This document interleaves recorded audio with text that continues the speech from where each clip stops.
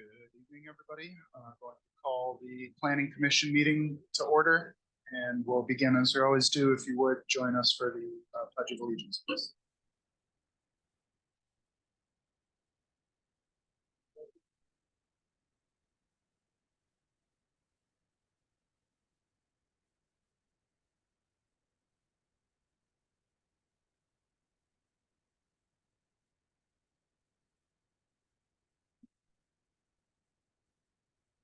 Thank you.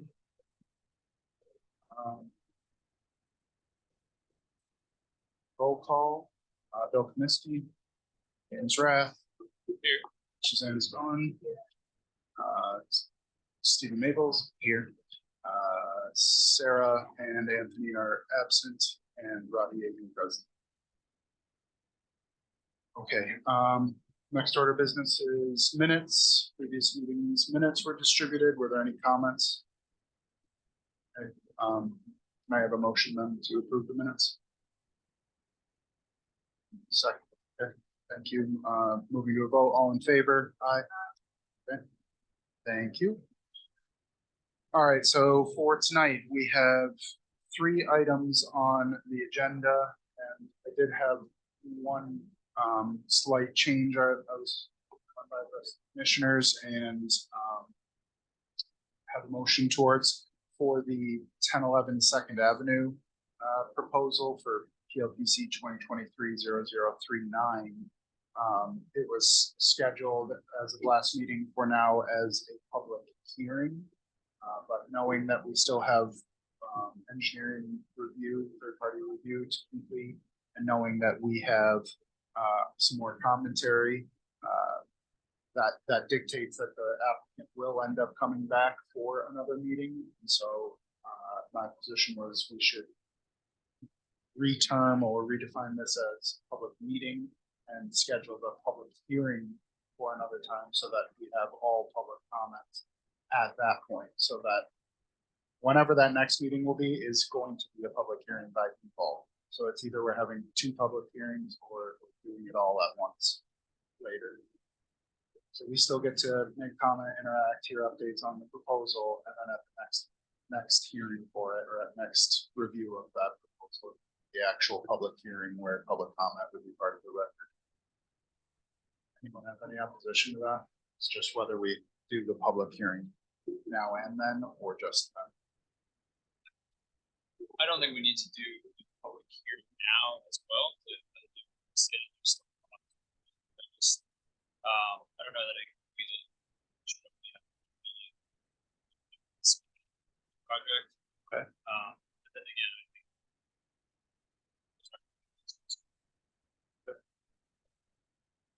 it's present now for the record. I was just going over it, and I Brittany talking about potential changes to a public meeting as opposed to a public hearing for 1011 Second Ave, given that they will be back for another meeting, which will by definition have to be a public. Any opposition to that? no, I that's fine. It's there's nothing about that.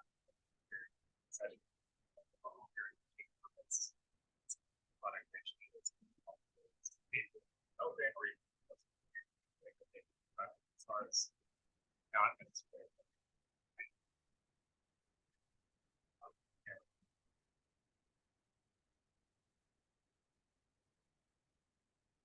okay. Term positions. Anytime they do allow not only us but also the public to digest.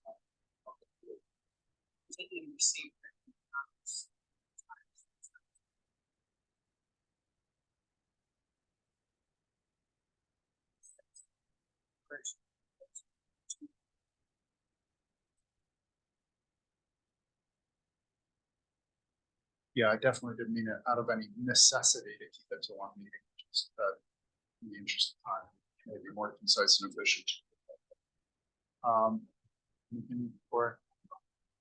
Okay, so I'm not sure exactly, you might have to help me with the phrase.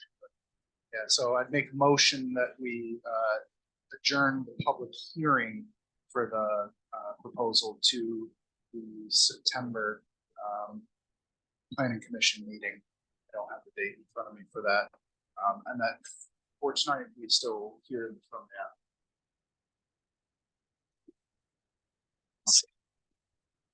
applicant. Okay, so moving to a vote, all in favor? Aye. Aye. Thank you. So,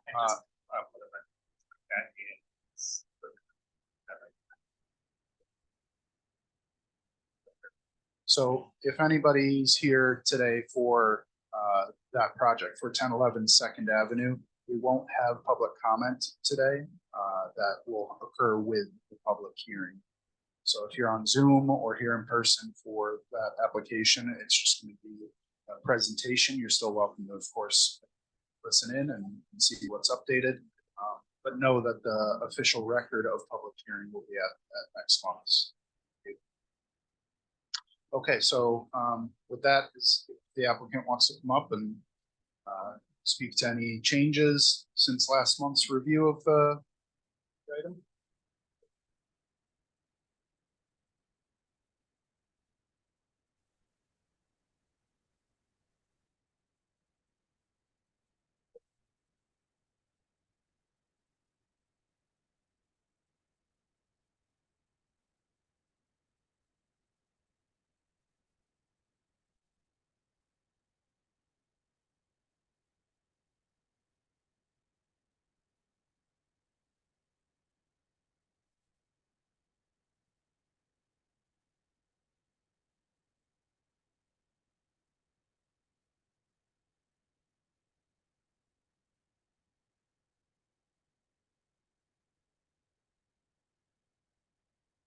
Heard.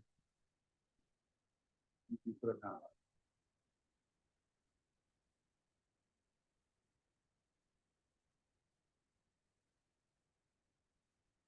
Someday maybe we'll have lavaliers.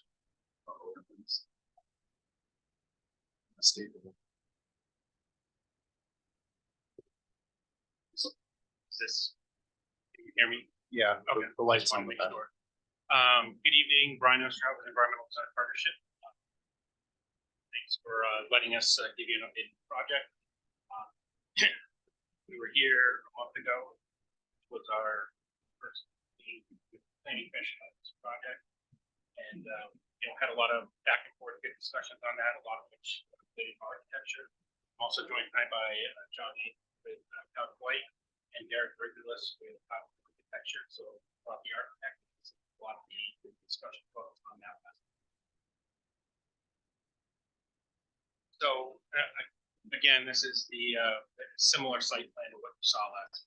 There were some subtle changes to it, which I'll go over in detail based on the comments that we received before. But in essence, building locations of those average.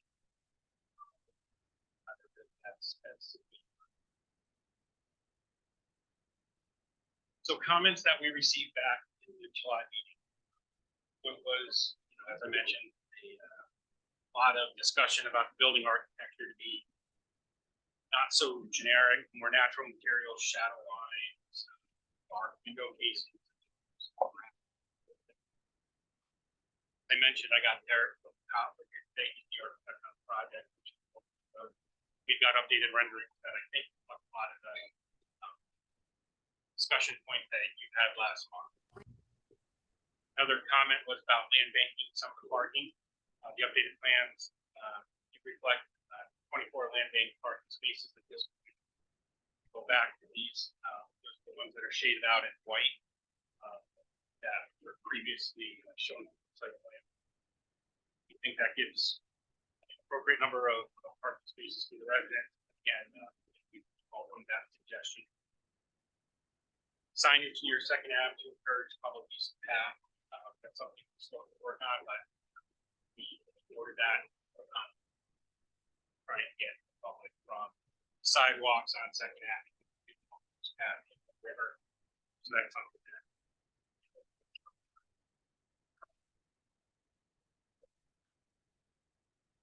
was a comment about providing water or hose bib on kayak launch. Hose bib, obviously, it's not something that's going to be winter.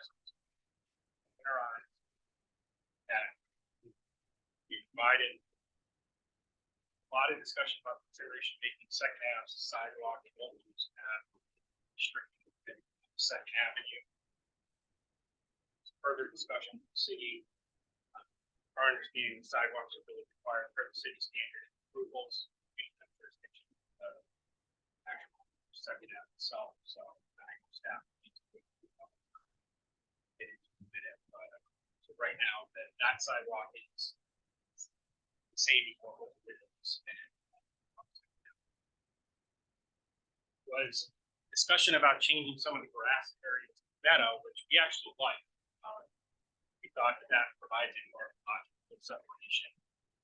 Yeah, the public's appointment of the western area of the project versus the permanent full-time residents. Gave kind of a nice break point, a little more privacy, but there was some also discussion that came back from staff on that. Further subsequent slides where they want to have city code that requires grass. Rooftop activation.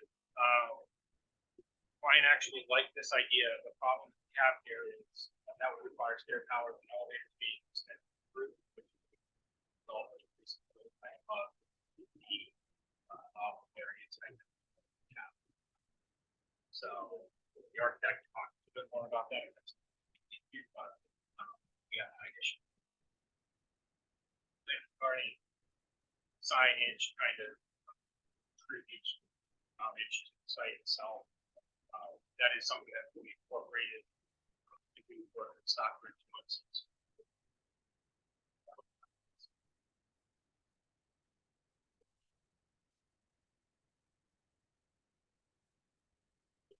Say what should be on that. So, you know, I think we probably have that out.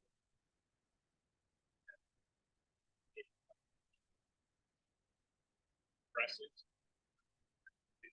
That is probably appropriate use of that. And then garden bed type landscaping. I couldn't remember.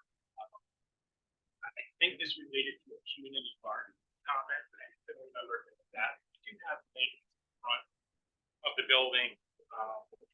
That's on the landscaping that are shown. You know, I think a community garden, while it's a really nice idea, I don't know. We also have one on this save as many trees as possible in areas of disturbance. So I would think you need the size of it. That's viable in this area. For residents we have. I don't know, it's further discussion of this. That the board really wants us to do, but you know, again, trying to balance preserving portion of the site and not. So I'll bring Derek up. Have 7 or 8 renderings up here and talking architecture on it. Just kind of walking through where the thoughts are in this.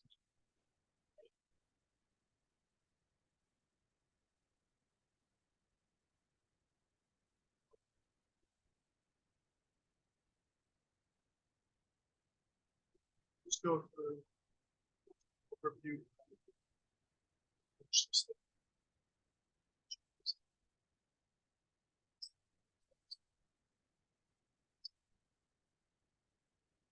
So in general, we just kind of like matter of access. Obviously, unfortunately, the construction apartments. There's empty spaces.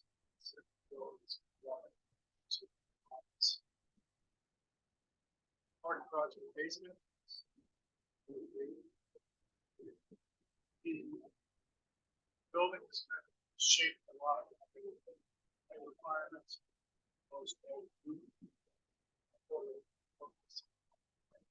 So using that, therapists create some different areas. Sorry to interrupt. There's a comment that they can't hear well. So if you want to even pull the mic off the stand, hold it, you're welcome to. Just got to make sure you're right into it. Okay, sorry. Thank you. So being that we were going with the full slope roof,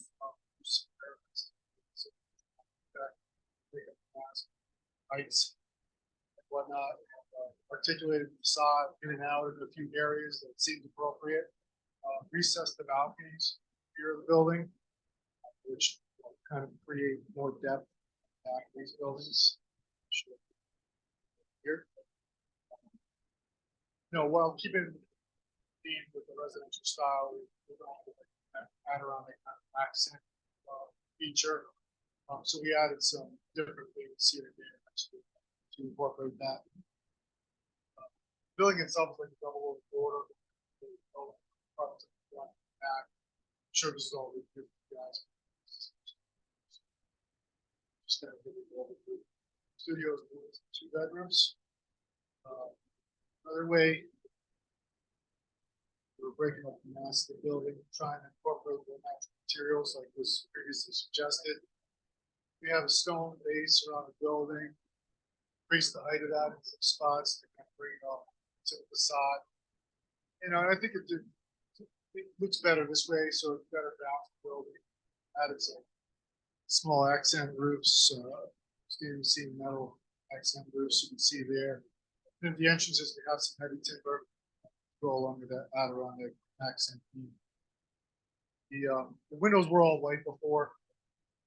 We changed some of the colors to be a little bit more earth tone, muted kind of palette. So we went with a cooler kind of palette, like whites, beiges, grays, and gray blues for the siding. And changed the windows in white side, black clad. So we have a mix of black clad and white clad windows. And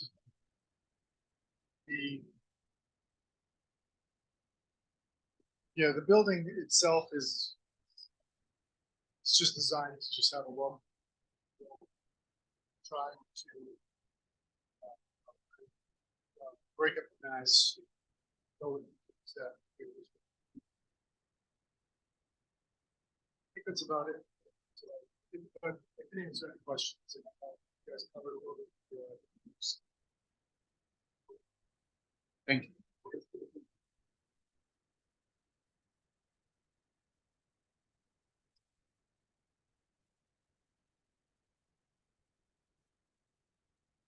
So just going back to staff recommendations that provide bicycle infrastructure pursuant to new zoning requirements. So short-term bicycle storage is going to be above ground. Long-term bicycle storage will be building buildings to do that. So we'll incorporate that as well. Provide vehicular directional areas to the surface parking lots. We'll do that in the next iteration plans and stuff. Provide more details about the kayak launch materials used like this feature. So I mentioned it before, the kayak launch is really just to be a fairly simple gravel surface, really gravel pathway leading from the multi-use path kayak launch area. We're not proposing lights in that area, so we're not expecting any kind of a nighttime use. And as I mentioned, the seasonal hose bib will be provided at the trail intersection for washing kayaks.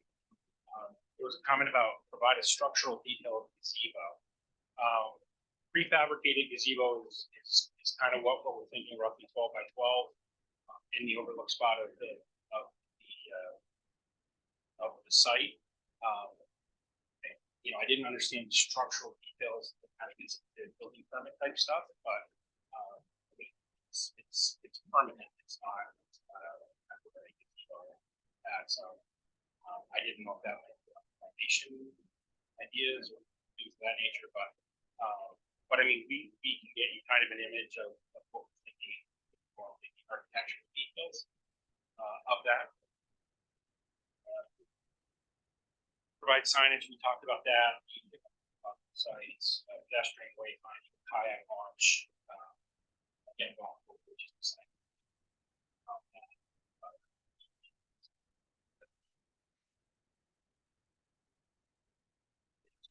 Look like provide EV charging stations. Yep, we'll incorporate that as well. Provides site amenities for children. They So, thought maybe this was a good idea to discuss. I think the applicant is first to that.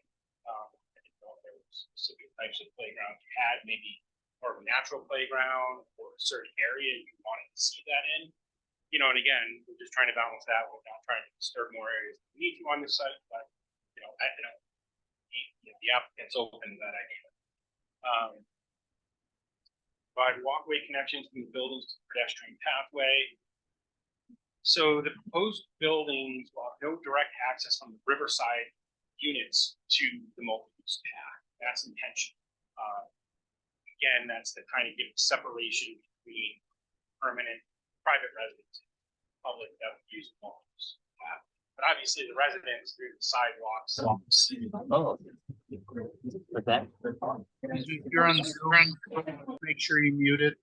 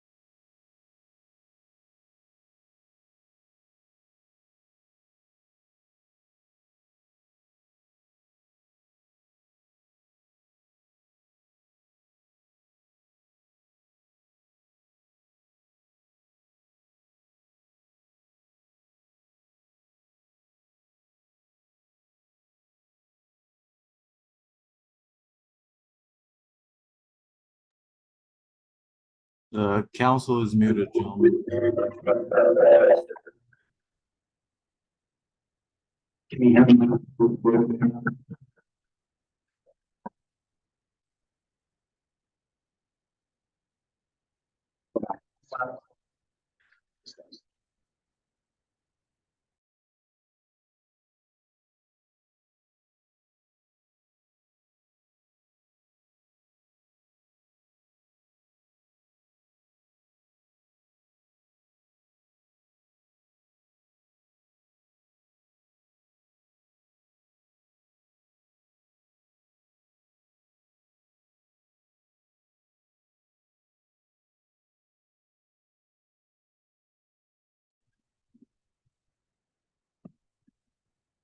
Should I test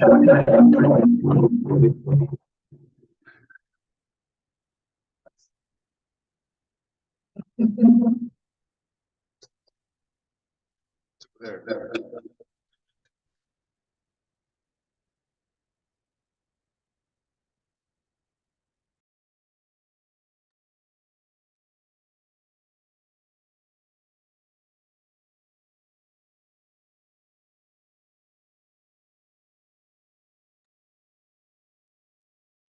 Test. Test.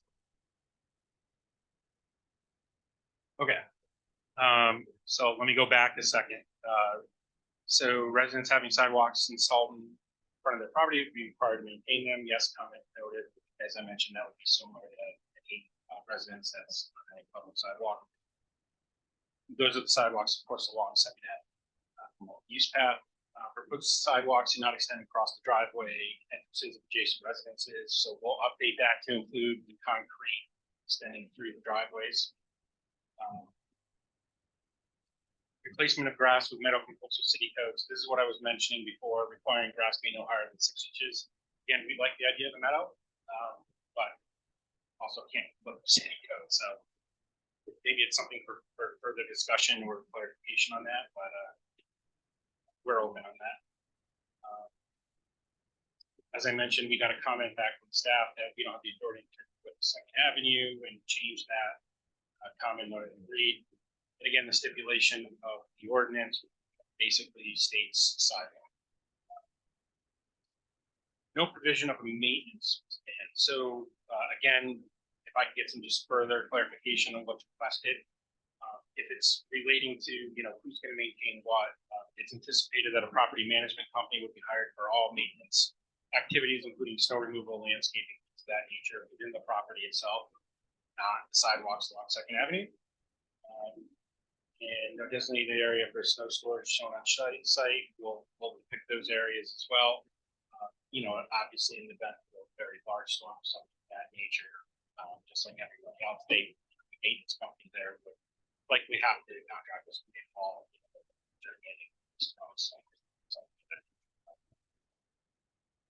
For example, they have the site. With that, I'll turn it over. Okay, thank you. Just trying to think of a list of actions for.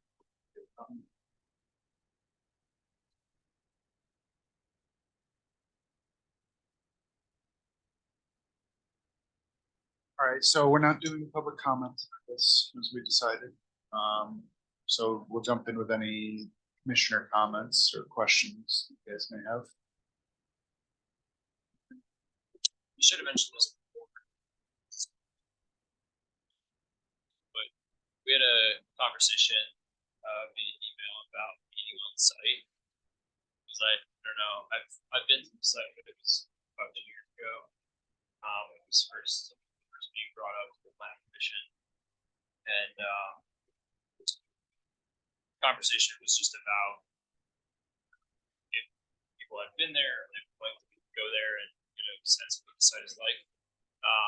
And the response, I don't know if we heard from everybody, but whoever had responded or so respondents, so they would like to go there. And it doesn't have to be all at once, but there are rules about visiting the site. You discuss while you're there, and so on. So I just was hoping that we could, since most of us are here tonight, discuss that. And I think it has an impact on how we review the project as well. Fair point. I think most of it comes down to council's guidance on what the requirements are for the planning commission. Do we have to notice it as a public meeting in order for us to attend as a group? The technical answer is if quorum meets, it has to be noticed in the public. Quorum in your case is 4, 3, 4. 7 members. Yes, 4 now. Quorum is 4. Majority. Considering the overall project, however, I would recommend that you just like the public to walk along with you, assuming that the developers, if I may, One, you wandering through the site, various possible locations. But with respect to it being a meeting, I can provide like site inspection, site visits, which the entire board is allowed to be present at the meeting, or discuss the project, they're allowed to answer questions about the site, or the project, they're allowed to have a discussion. So client their caps questions. Answer discuss. Said I can have 5 minutes.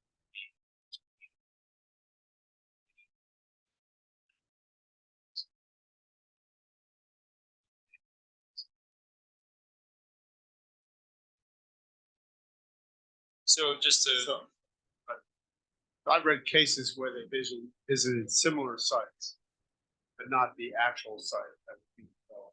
Are you saying you have authority for actual site visit? Correct. I can provide. For more than a quorum? Yes. And then that's the rule, you can't discuss the project.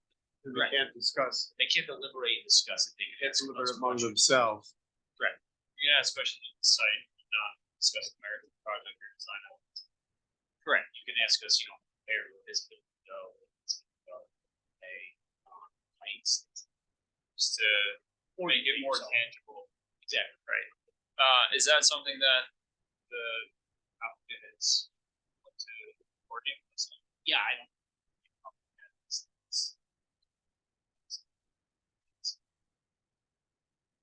Like I said, I don't want to speak for everybody, but we did have about, I think it was 4 people, maybe 5 people responded to the email saying they would like to visit the site. So it sounds like just consensus there. Or not consensus, but a lot of people would like to do that. So, what's the best way to coordinate that with? Yeah, I think we coordinate with Aaron.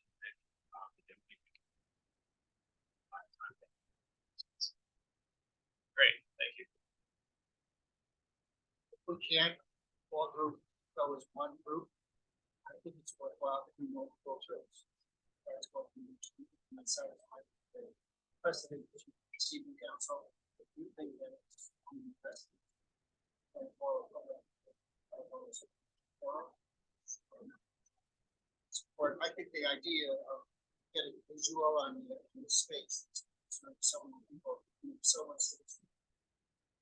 worthwhile. Undertake the inconvenience of multiple businesses. Good idea. To me, that would be preferable.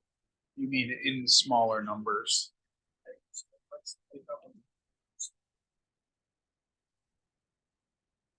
But another point that is not about the merits of the project, but just that I have a almost 500-page file size in front of me, and it's not necessarily conducive to reviewing the project. So I would request that the applicant can separate that file into.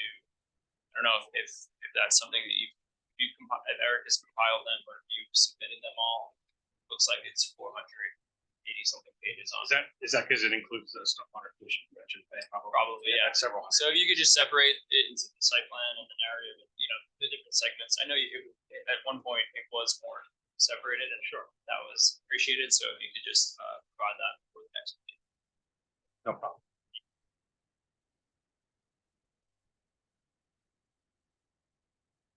So looking for other review comments on site plan layout. Positions about, for instance, the land bank spaces. By all means, jump in. The last time we spoke.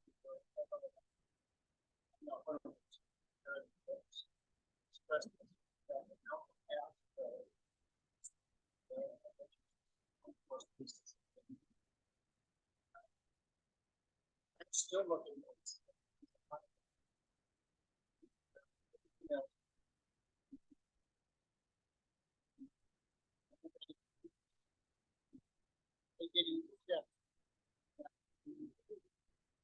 Here, thought about.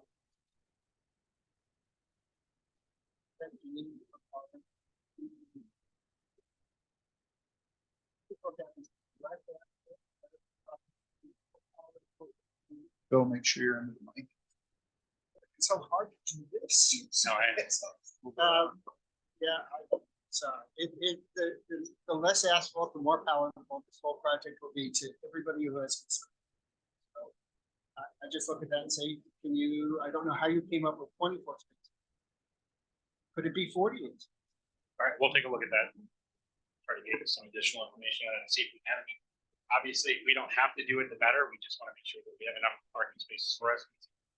This is more Troy, Lansingburg area. It's not center core of Troy where there's a little bit more of a pedestrian element to it. So I would envision that more people would have cars in this area, but perhaps wrong. So we're happy to take a look at that. I think we understand that this is going to be a more car-centric development, but and a lot of the projects that we're seeing now are more thoughtful in how to be creative and utilize spaces like that in better ways. So, whether that's covering that asphalt area with some sort of canopy that solar or green space on it, or is permeable, or something other than this sea of Yeah, so permeable pavement would work in this aspect just because of the depth of bedrock. You don't have the separation for it. But Do or do not. do not for forest pavement. You're not going to need restriction requirements for stormwater. That's practice, but we'll certainly take a look and see what we can do to eliminate more parking spaces. Once a week, up to about 1.5 spaces per unit. And that would include like a treatment like, I think it's called like turf stone, or, like kind of gritted concrete that allows stuff to grow up to speed. And that's for vehicle storage, or is that for driving aisles? That constraint. Site wide. Yeah, and I mean, and to the point, we maximize the amount of parking that we can in the buildings. But we'll certainly take a look at it. I don't think there's a problem in land banking, or if we have, the demand is demand. It's beneficial to everyone.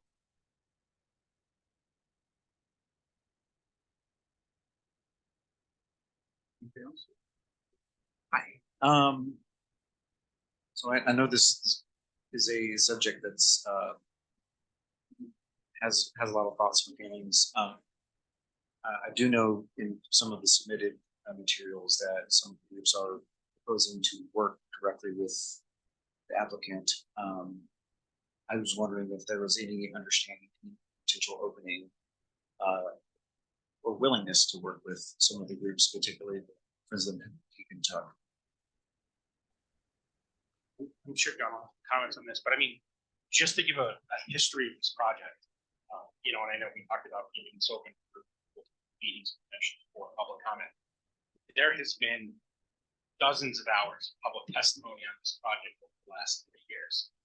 Not only that, the applicant himself hosted numerous neighborhood meetings with all the affected residents to discuss this project, to work out specifics, why certain buildings were shifted, certain landscape mounds were incorporated into this grading perspective to hide certain views.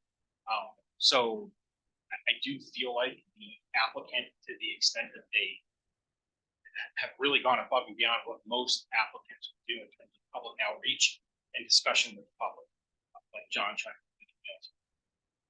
So during the city council process, we were given a similar letter to requesting. As Brian mentioned, we hosted several meetings. In addition,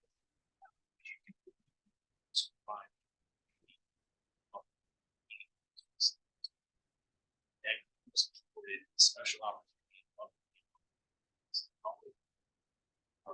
special procedure when it came to making the offer of sitting down and discussing the site, and that was essentially declined by the group, and we. So we do believe above and beyond.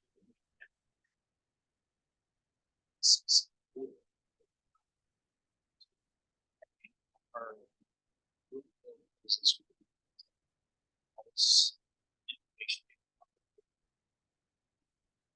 zoning board, planning commission, well, which we have spent numerous hours reviewing the on-page as kind of withdrawn our willingness to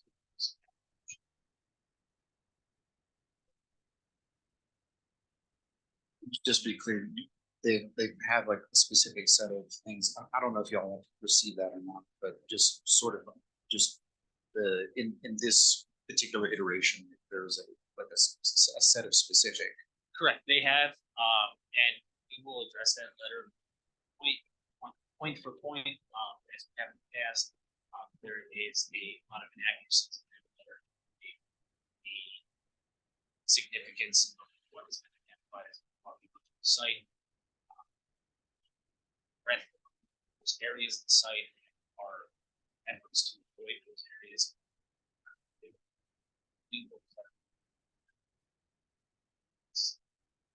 Sorry. No, we'll clarify all that.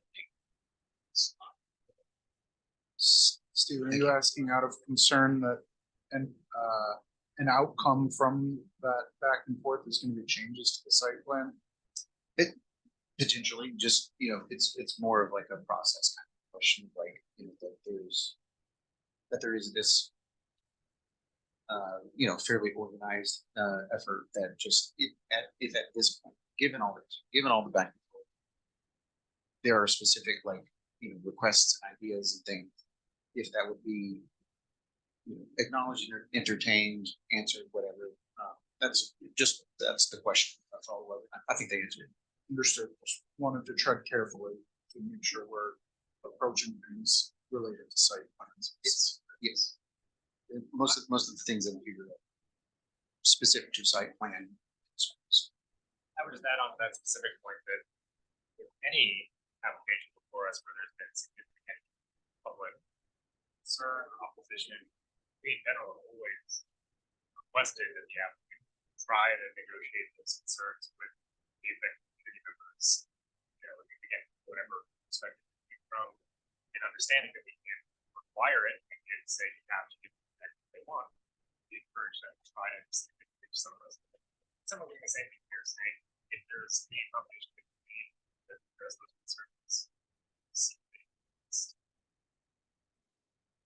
And we said it better.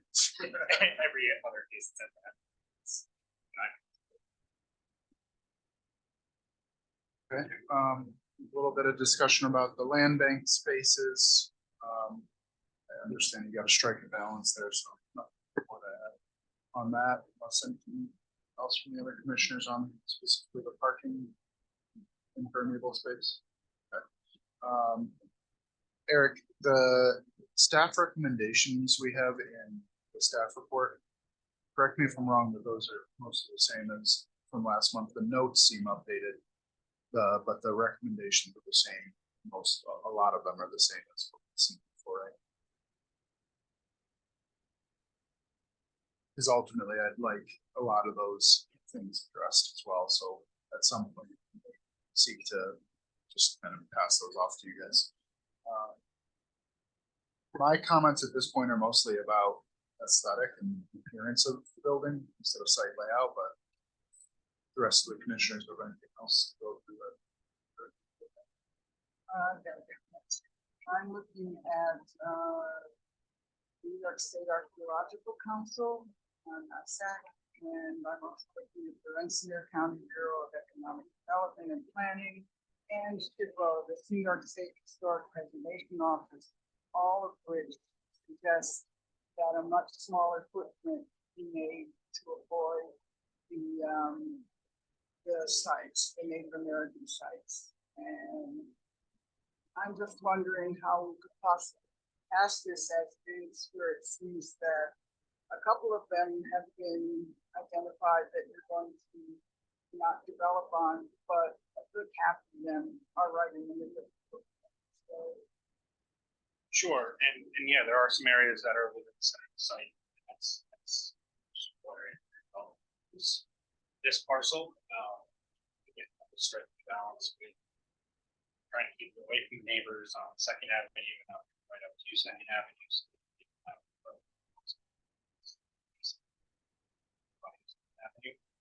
Working with greater than 100%. Okay, so yes, areas are good. And there are certain areas of the site where that's great.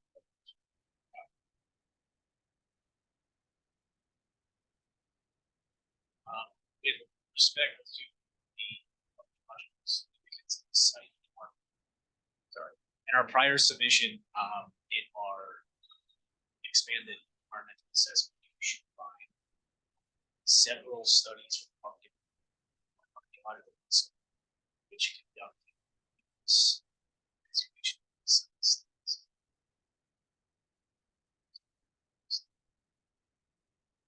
this site on average has less than soil. Most of the site site is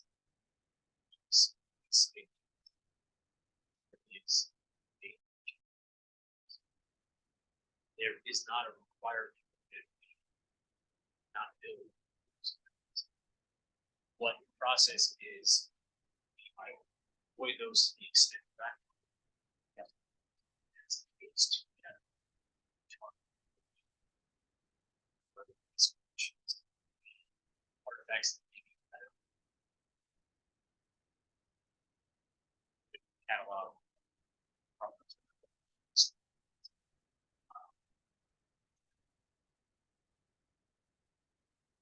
Sorry. So if anything were to be found, it would be stuff that we just turn over to this. We don't anticipate a couple of small ones. This site has been identified as a priority that was utilized, so essentially stone. As part of that development in those sensitive areas, what we do with SHPO is they improve what our phase 2 scope. They improve what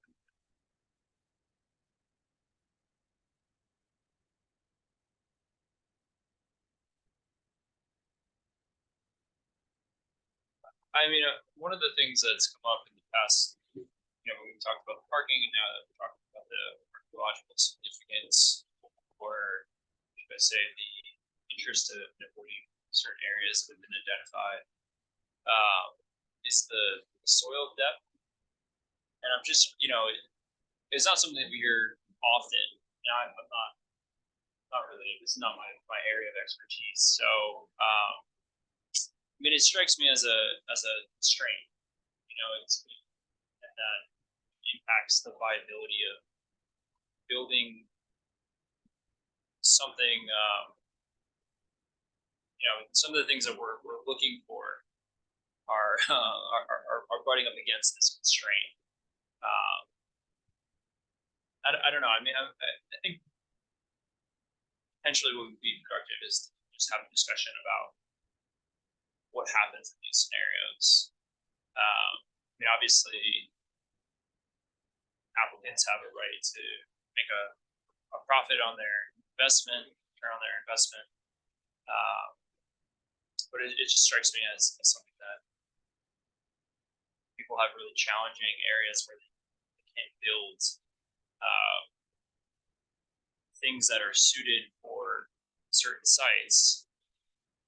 And now it feels like, planning commission is being tasked with like eliminating things that would increase the merit of the project because of site constraints.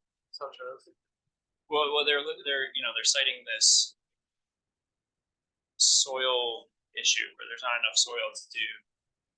Actually, most sites these days don't.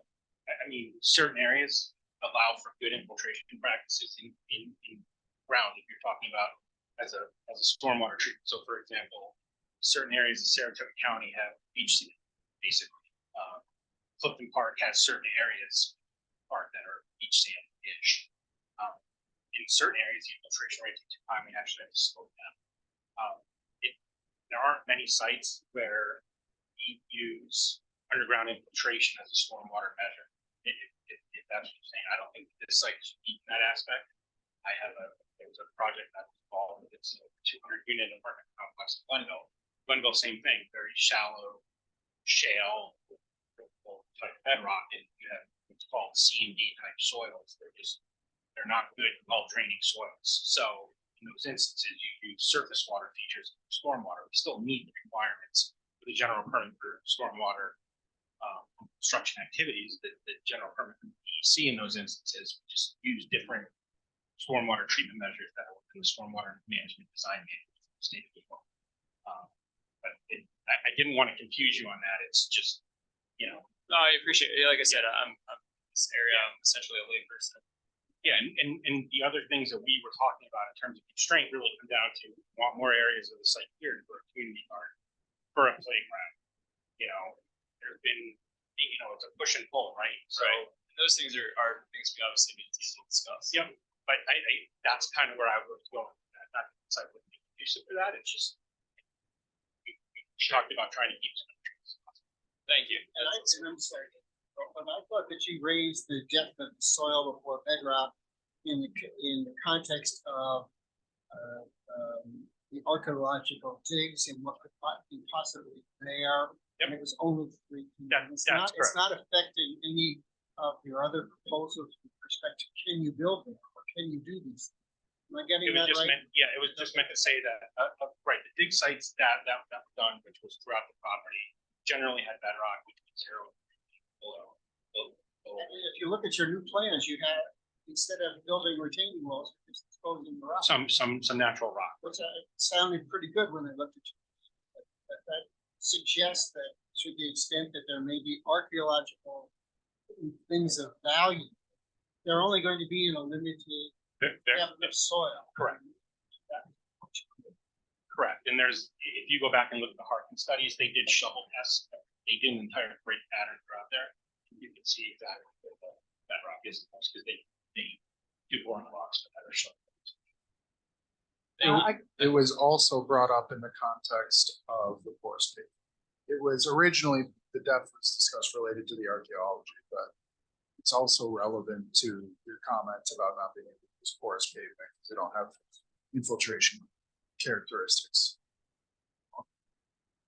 Driven by there, but I've never actually been on your site, and I'm looking at the topographic maps. From the road or the street, how high up do you have to go to get to where the buildings would actually be? Or are you going to grade it down? Yeah, no, those are gonna be, finished floor elevations is what you're talking about versus the second elevation. Yeah, I don't have the numbers, I have to look at the plan, but we did do renderings of those, as part of the environmental assessment. And there was one area on Second Avenue, directly across the street. Kind of where the, there's some appurtenances to the water line that the city owns. It's kind of in a fenced area there, and that area was visible. So that was an area adjacent to that we talked about actually bringing in some fill and mounting that so that was screened from the residents. But other than that, it was generally looking like kind of from the tree line, as I recall.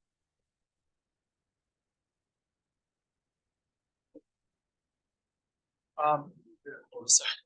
Well, you mentioned Eric's comments, and I just wanted to discuss one of those as because I think with you, Eric, if you don't mind, about the grass or weeds. You know, I'm looking at 176-16, the city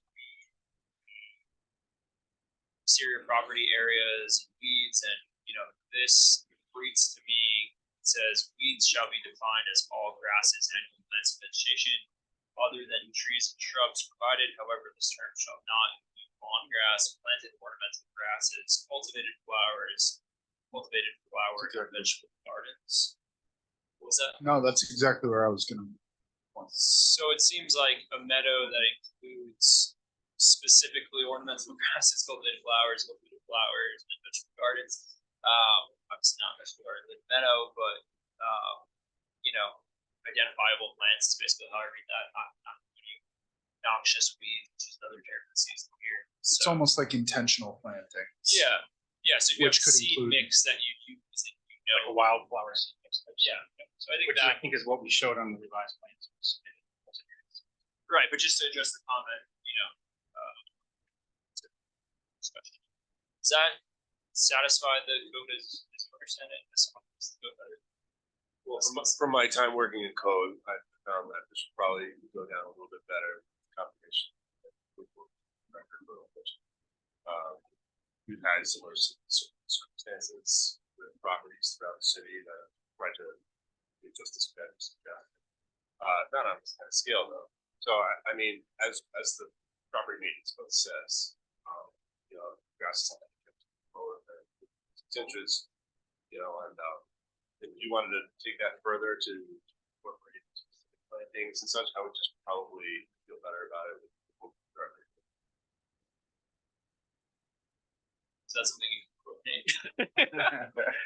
Or the applicant can coordinate, like what would your preference be in kind of forward? We would probably take the proposal and review that next step. It's The, yeah.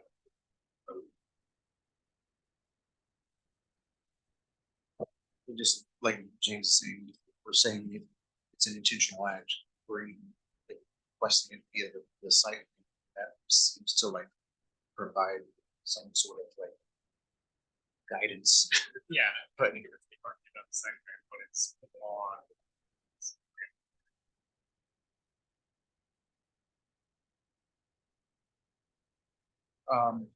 One other, good on that comment. One other staff recommendation was to provide bicycle infrastructure details as per new zoning requirements. James, anything I can look to you to give them guidance on? Of course you.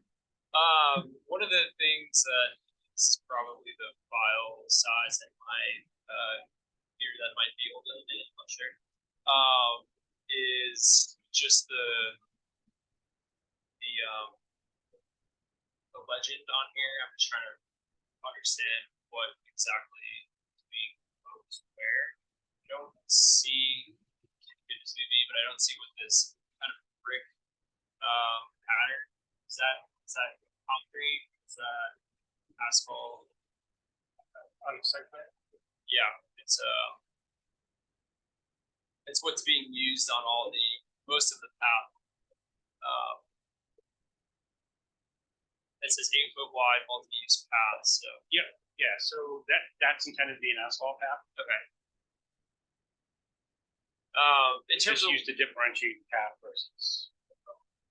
right, The thanks. next pattern. I just didn't see it on here. But, I mean, what's required in the new zoning ordinance is about short-term and long-term bike parking, and they are meeting those requirements.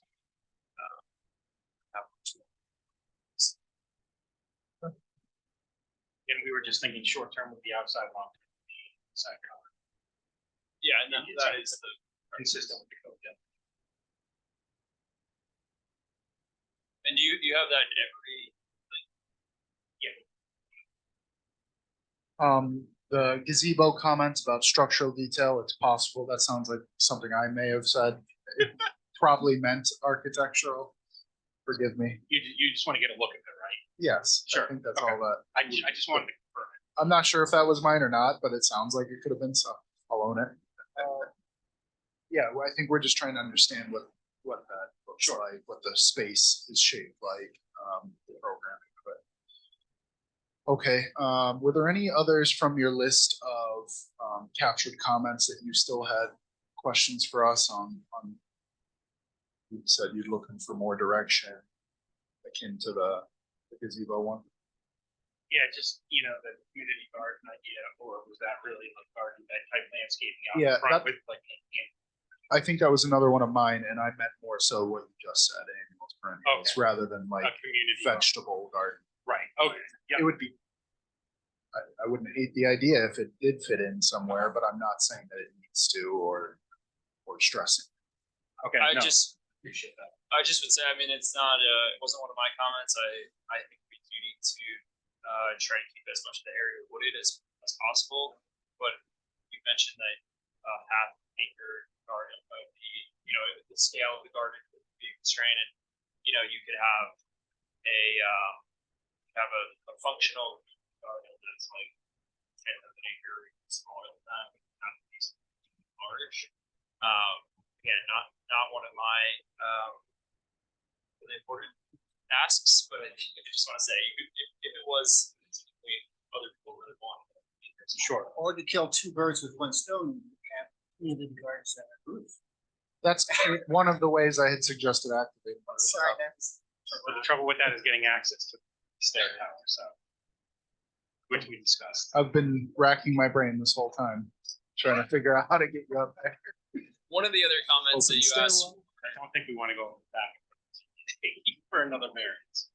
one of the other things that you talked about was sidewalk connections to the trail. Yep. Whether building connections to the trail, and I think having them on, I guess, it would be the east side of the building, it's totally fine with me. It's just that you have strengthened it since the last time we looked at it, the sidewalk connections, but I think, and you mentioned that you're gonna make concrete connections across the drive. Correct. Okay, so just looking for more of that. And, you know, we could see right now the way that the sidewalk is laid out, you're gonna go to middle building, let's say, right? That's like two, whatever it's called. And you wanna walk to Hannaford, you know, you're probably gonna be walking across through the parking lot, across the grass to get to the sidewalk, instead of taking this, roundabout way that's, you know, furthest goes around the whole parking lot. So I just think you can make that a little bit more seamless, intentional. You could even move that to link to building 2 more, and then building 3 from there eventually. I also think it would be appropriate for that path to be a shared use path. You know, like 8 foot, 10 foot wide. 8 foot is the minimum, I will say. I know that we talked about that earlier. 10 foot would be preferred, so put that comment in there as well for the higher shared use path. But yeah, so this path that connects buildings, southernmost 2 buildings to the roadway is shown as a sidewalk connection. That's a concrete pattern. So making that at least an 8 foot wide, preferably a 10 foot wide connection, and making it more seamless for folks to hopefully. We'll take a look at that, see what can be done. Do you understand what I'm saying, though, right? Yeah. Okay. I would actually add to that, we're building 1 as well, just sort of like looking at the design line of the southernmost building, thinking that if I'm walking out of the door, I want to get to the sidewalk. We're sort of, you're dodging traffic potentially. There's just having that very secure pathway that also would avoid desire lines tromping across planted areas and that kind of thing. I mean, I think to James' point, we're not that far off. It's just like make the connection. Yeah. Understood. We'll take a look at that. Then I guess the last question was on the playground.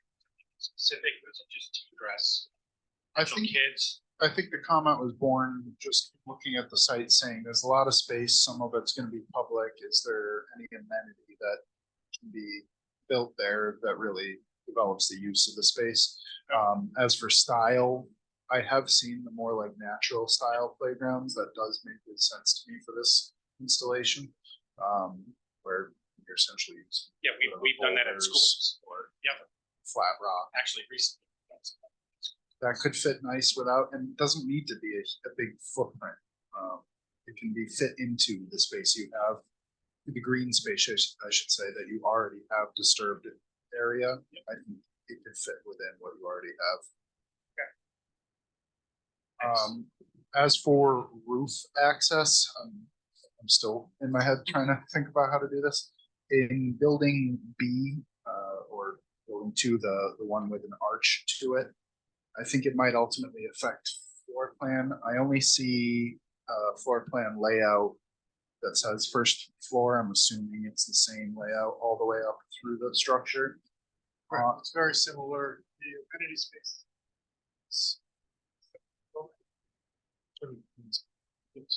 So on the upper floor, so floor count.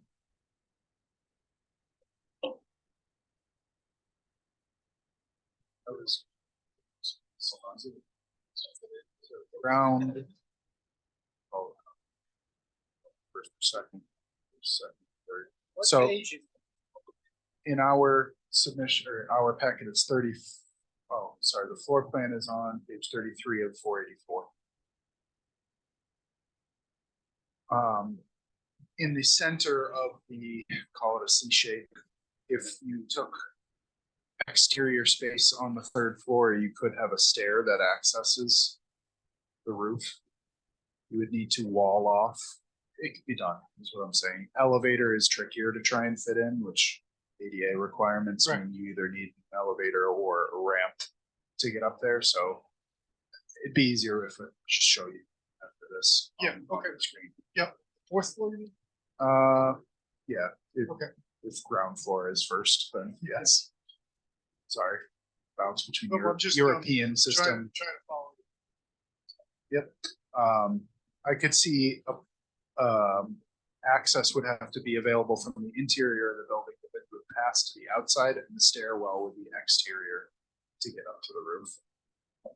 I can see a way of doing it. You'd have to figure out if a ramp could fit, but, I digress. Commentary about actual appearance of material selection and color selection. I like the blue.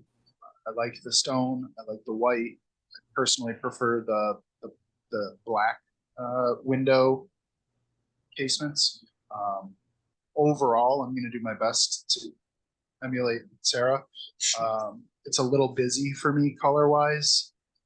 There's the beige, the white, the blue, the stone color, the black, the other white for the window treatments, the browns of the wood. It's a little busy in terms of how many colors.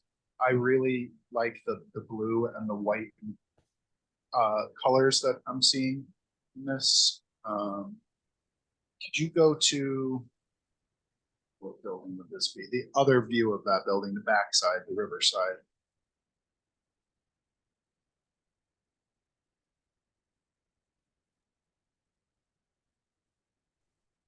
Yes, right there. Go back one. Yeah, flat face on view of it. Yep, there you go. So speaking just as Roddy now, the blue, great. The two white bays, great. I would personally prefer to see more of it with the white color than the beige color. But I would definitely welcome you to get everyone else's opinion as well before you go making changes. And then roof line, I don't love the crowned pieces in the parapet line everywhere. Some of them look nice, some of them seem off to me. Trying to read the specifics, specific ones that jumped out to me. On one of the straight buildings, the building, I don't know if it's A or C, yes, that piece to me sticks out as awkward. That center triangle bump. Yes, the awkward one that looks like it was photoshopped on. That's the best I can kind of steer my tastes onto this looks wise. I too like the black window casings better, all around. I don't mean to be cruel, but I think this looks like Wolf Lodge. What is Wolf Lodge? You know, a resort hotel, sort of pseudo Appalachian Adirondack thing. I think it'd be better without the gables. And yeah, I'm really hating the gables. What else? I would like to see just a little more fine. It just looks a little too generic still. It looks, when it's not Wolf Lodge, it looks like a Marriott. I just wish there could be a little more design. I'm sorry, I don't mean to be mean and cruel and whatnot. And I am not an architect, although I do a lot of work with it. But I think there's potential. I just think you're right. It needs less colors and less stuff. And also, please get rid of the brackets on the porches. Yeah, the corbels. It's just a detail that really doesn't help it. Yeah, it's too much icing on the cake. All right, I'll dogpile on it now. I agree that it's too busy. Architecture not my forte, but It's doing way too much for me. I pulled up the Poplar, Yes. your site, and I'm looking at this Monroe building that seems like it's a similar use, and it's just not hiding that big building. It's trying to be a big building, it's trying to be a bunch of small buildings together. So, looking at again, I'm not trying to point out other things that it should be more like, but just there's one project on here that says village. I do want to select different buildings. And then I'm looking at Monroe, and it's like we're not hiding it. So I think one direction or the other. This is one. And I know, looking at these, I know it could be better. So yeah, to see where to say. Okay.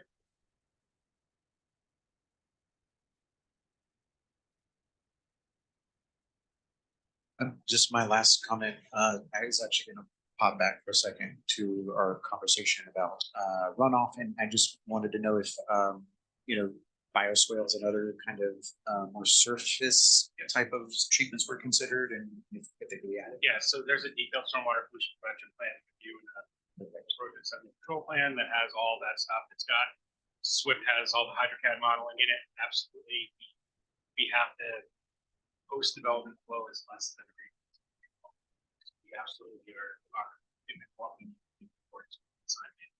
Yeah, Yes, it is so just we're talking about surface. okay. It's just because sort of to James's point, when we're trying to sort through this packet, it's like seeing The SWIFTs are very, very. Yes. Okay, yeah, I just want to make sure that I'll break a those up. planted bioswale would be the way that I would suit all these things. It's surprising that your post about would be less than free.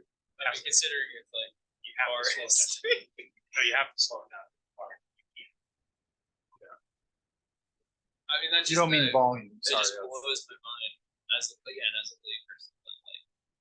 That's awesome. Stormwater drives most of the site development. Soil, Locating the tension ponds, filtration chambers. fire retention. Thank you.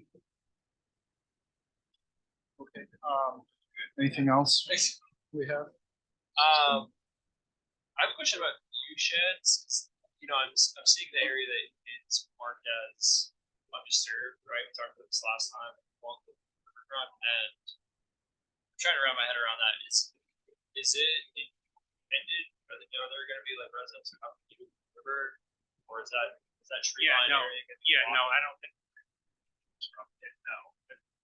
He showed it. Yeah, because I guess I mean, certainly the higher you go up. that makes sense. But yes, you bought it. The reason I'm asking is because there's still this large swath of land between the undisturbed area and the actual structures that is now being disturbed, and then this path and meadows, and I'm looking at the landscape plan, and I'm just wondering, is there a way to serve less of that area? Does that impact viewshed? Is that a conscious consideration for the applicant? Where on the site? So this is the western edge of the site. So they have this gray shaded area that's existing to remain, and then you have this big unshaded area that has a lot of things going on in it now, including this walkway, and we've talked about kayak launch, we've talked about meadow, but I'm wondering is there a way to increase that area of that gray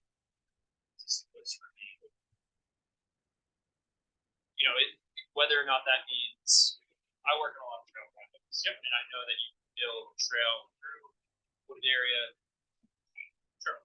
So again, if that impacts the viewshed, and that's a big consideration, I'm just looking at it. Sure. I'll go back and take a look at it. We have grading and stormwater management areas. a lot of those areas as well, because anyway, for stormwater, that's required, so I'm sure that's part of it. I'll take it and see, but, that trail is really at the hug, that elevation where it drops off, and provides some separation, like I said, private entities that are going to be in the site. So, but, I can get you a bit better color representation. That's what we're talking about there.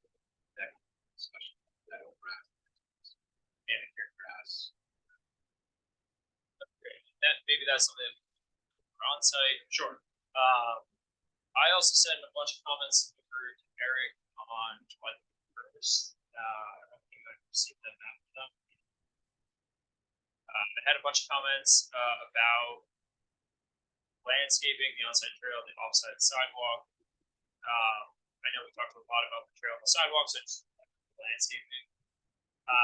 The biggest comment that I had is, it's great that there's going to be 12 sweet gums, but seeing again, another thing that we can get a better sense of onsite is like what is there now, what's being changed, and just looking for more diversity amongst the plant species. There are 5 different proposed now. Okay. Some of them are trees we see all the time, like red maples and some spruce trees. I think the sweet gums are going to grow to be nice large shade trees. Great. Like what else? What else can we put there? Sure. Again, thinking beyond the usual. Happy to not something like Whitey's. It's great. But yeah, Sure. So, diversity. yeah, so I'll talk to landscape architects in our office and see what. Yeah, it might even be helpful to have them discuss this with us. Sure. Yeah. Thank you. The lighting plan I saw was provided with the submission implies there is lighting along the path now. Correct. Could you Yeah. speak to that? How you're doing it? Yeah, so it's just basically ornamental lights along the multi-use path that are going to be down there. As I mentioned, it's not opposed to like the kayak launch area. I don't know why that seems like that would be like should foresee it being used at night. So yeah, I mean it's going to be decorative tree planting, benches, lights, sitting area, those kinds of things. But safety as well. Great. I don't have anything else. I looked through minutes. We heard the application complete. This was set as public hearing. We changed at the beginning of this meeting. Oh, I do not. Go ahead. Please. Or in my role as corporation counsel. It is a matter of concern for the project plan too. On this site plan, so there's a 20-inch water main that runs through here. And can you show me on the site plan where the current city meter facility is and where the line runs in relation to these buildings?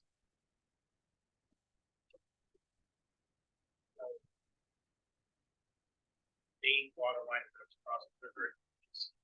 Yes, I can. It runs under the river. So down like here. Here.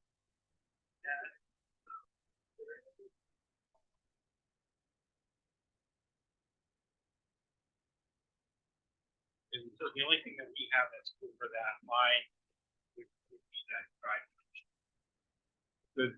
The driveway between the Between the middle building and stuff. Okay. Right. and then the trail path goes over it too, obviously. Yes, down. And how close do you run to your that building?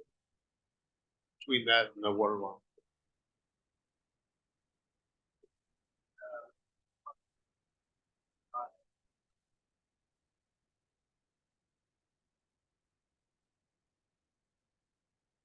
The water line is 40 to 50 feet approximately away from the wall of the. Yeah, I can get you an exact dimension, but I'm just guessing based on station.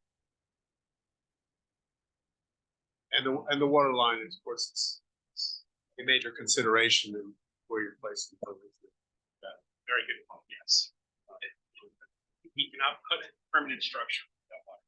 Right, and I think, I don't know if you've been in communication with the, Department of the Federal Feds with with respect to construction of the roadway, even the driveway over the water line requires that it meet certain criteria, building criteria. As far as depth of Oh, yeah, fill yeah, and all right, that. yeah. You The may- water line is deeper than 5 feet. We looked at the grading plan, we looked at the depth of the water line there, make sure that we're not in that. And the easement has to be modified so that you can cross the water line with that road. You aware of that? Okay. All right, okay, thank you. Just want to make sure. That's a good point. That is part of the PDD ordinance. Has DPU reviewed yet project or had any comments? Don't think they have yet. I think that was, thank you for bringing that up, because I think that's one of the things we want, is to have a meeting with DPU just to go over the final, when the plan is firm, to go over the, with DPU to make sure that they're okay with it, as far as access for their equipment and whatever, and whatever they need. Thank you. So at this point, I know we are arranging for a third-party review of the project engineering. And few reviews will happen. So for this body, I think we're looking to see another presentation and also get that feedback. Timing wise, we'd have a motion to set public hearing. We can change it. We're still in session. For next month. I don't want to have you come back and then have you also still waiting, if you didn't want to, for us to get comment in from third-party review. I don't have a great sense right now of what that timing looks like for when we can expect comment back from review. We have conditioned other proposals on the outcome of third-party review, but We have a time for consent. I'm not sure. I don't know that we have that yet. We don't. Do we have an already set?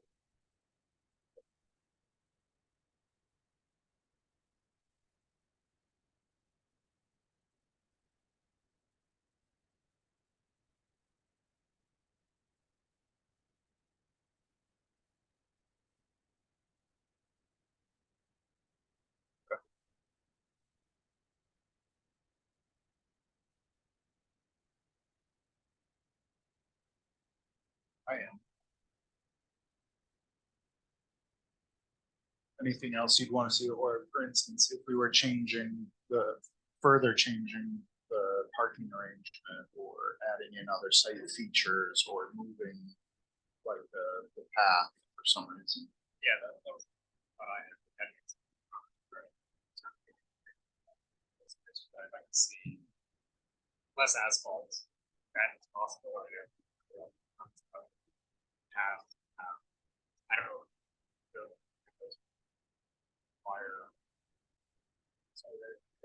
I mean, I would say our preference would be to get this out to our engineers. So we work on issues, comments in your.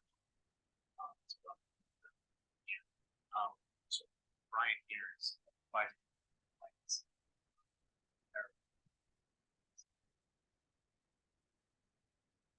I just think, there are things that we'd like to see changed, so I don't have any issue with this proposal, but with that comment, but I want to make sure that's possible. We get third party review comments back. Can't hear that things can change with this, back up third party review, but that's not an option. There's still a substantial amount of variables. Not in your position, I don't know, it's like in your position, if that's your preference, and it doesn't impact our ability to see change. I don't care. I mean, our perspective, things like case or something. We don't really think that's gonna.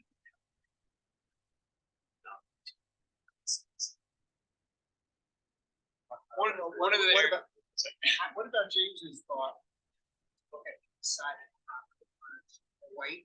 Have plantings there. James's thought was that more of that should be left as natural woods. and then the comment, How does that affect? That would also not affect.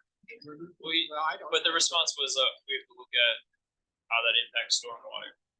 So It would benefit it. that's what I All the would assume. changes we're saying would benefit.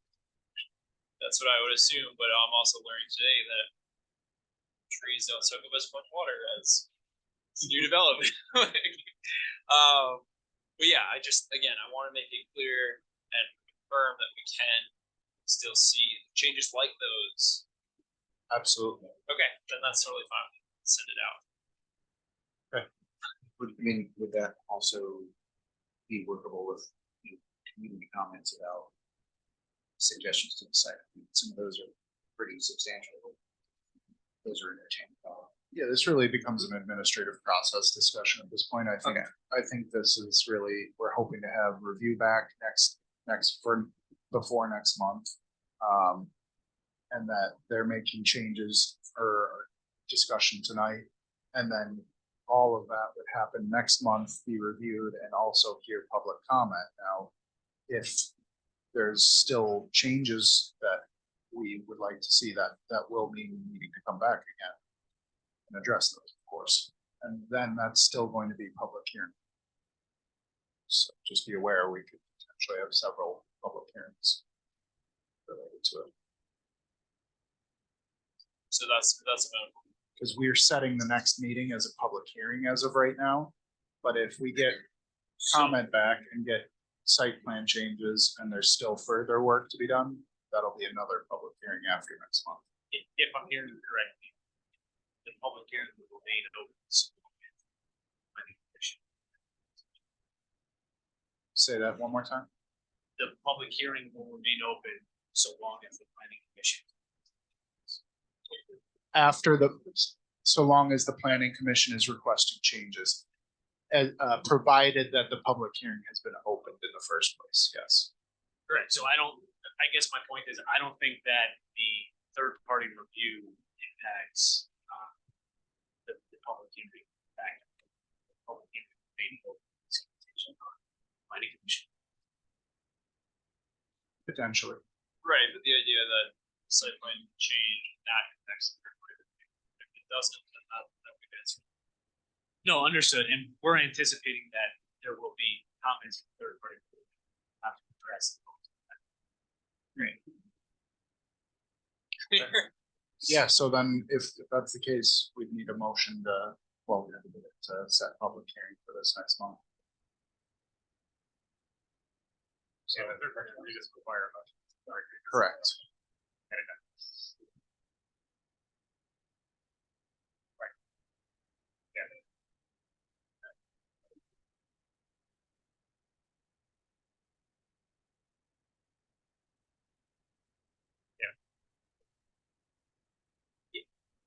We understand.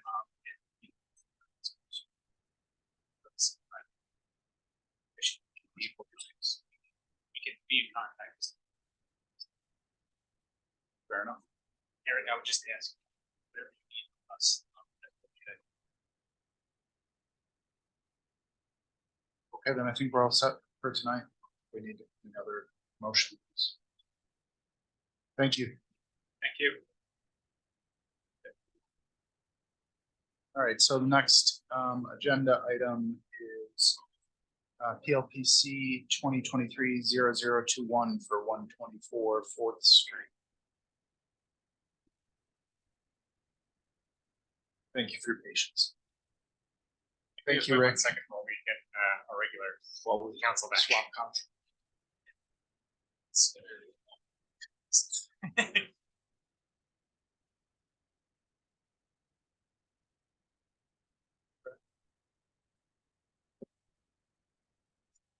Good evening. If you wouldn't mind, introduce yourself. Good evening. My name is Kang. Don't forget to keep this thing nice and close to you. So would you like to give us a overview of the project and your proposal? Looking to convert on Fourth Street into a small little cocktail bar about 5 cents or so with a delicious next space. Third floor is currently still up for the day. Space.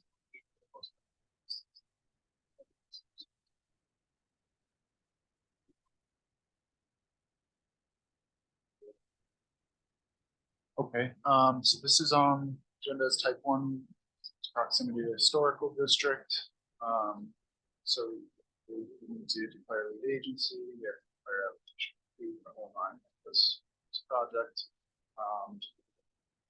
Is there anything the commissioners wish to see in the application materials that they didn't find? So, declare the application. It is within the historic district, correct? Have you gone to the store yet? Yes, last meeting at HRC, HRC was still storefront. They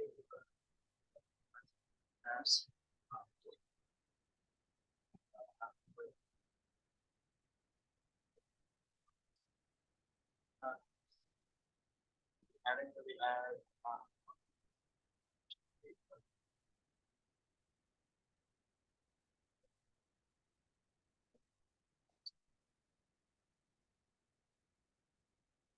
So it sounds like you're maybe interested in what comes out of that too, is that correct? Yeah, for sure.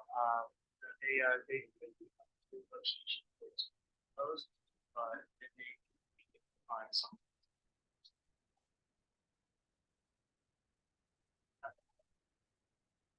They were to come up with a recommendation for the storefront. So kind of waiting on that at the moment. Great, thank you. You know what date you're going back there? I believe it'd be the second Tuesday of September.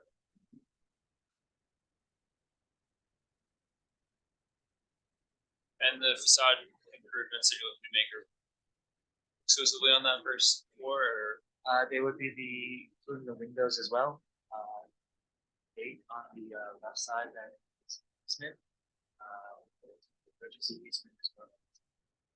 For 124 property adjacent. Gate to replace the windows just make those.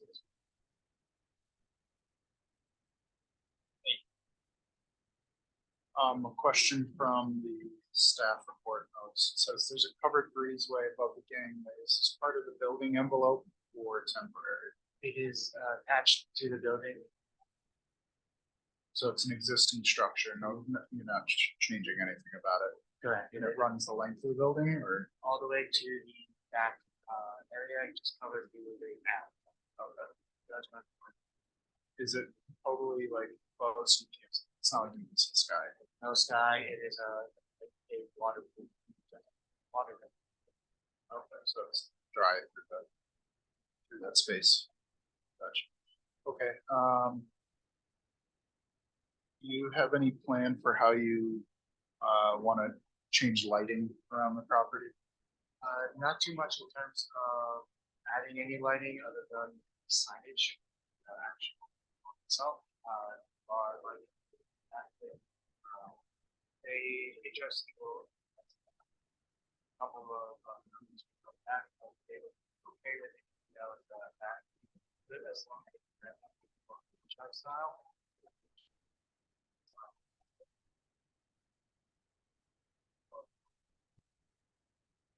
Is it intended to be the design shown in the submission, the couple that looks like bears to me?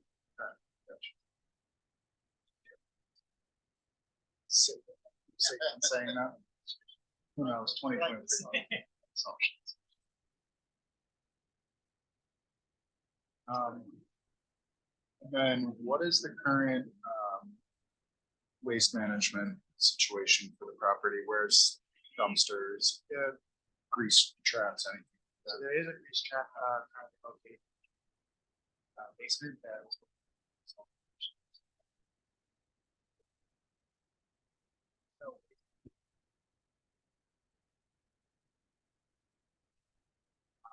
basement.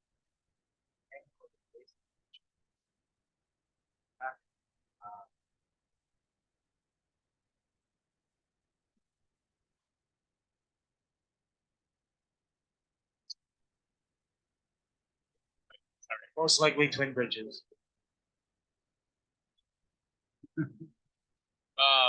So I'm looking at it looks like the building takes up the entire footprint of the lot. I would say very large.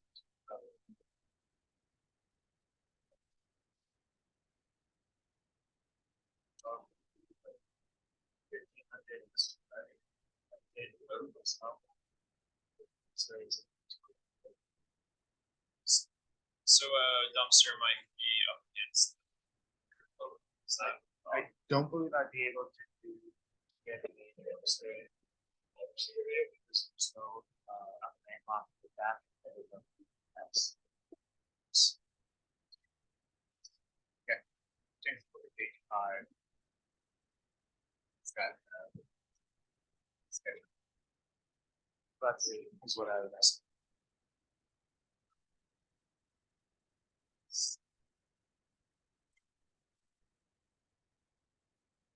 got it.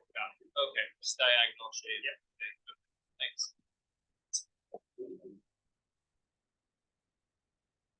Are you planning to do any painting in the exterior or just on that first floor? The first floor, the first front, also the in the place. The painting, will be mostly done just on my side.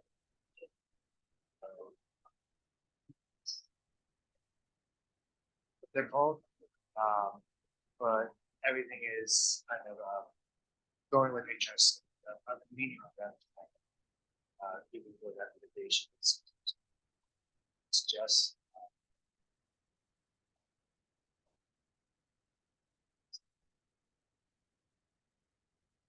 So nothing above that first floor, the windows themselves. windows, I sure. believe the exterior and the facade will. There's some little bit of good spalling that repaired, it just. I just pulled it up on street view actually. Great.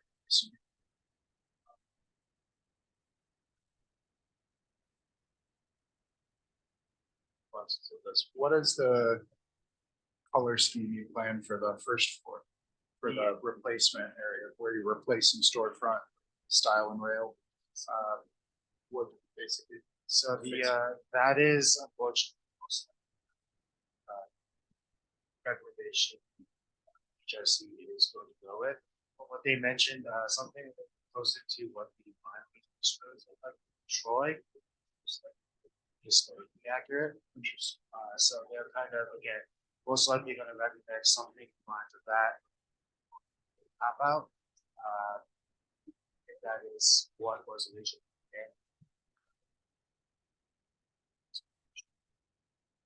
Huh, that was surprising. I'm looking at mine.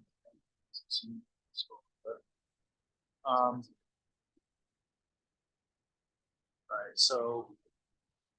Did anyone need anything else application materials wise? For us to make declaration or take action on this?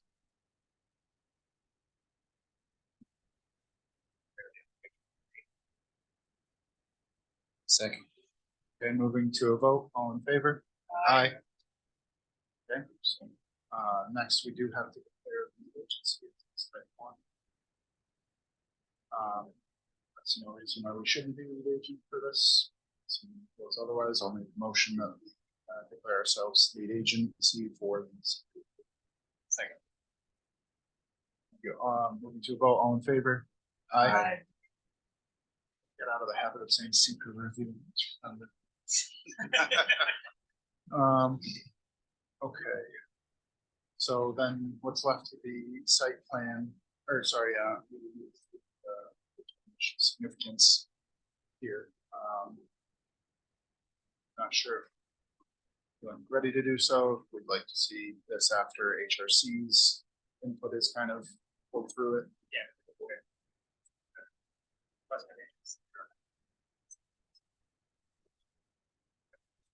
At least take a look at the final proposal for exterior. And I think it's only on for concept review and this. Yeah. So Agreed. I know it should, if it's okay with you. But I think feedback to HRC. Mainly for the storefront. Exactly. For the sort. Yep, we'll want to see what that looks like. If you could plan to have a elevation view with color on it, so we get a sense of the appearance, that'd be helpful. I want to go back to the staff report, but I feel Andy pulling my attention. Just remind you of the new process under the new code that you've declared it complete.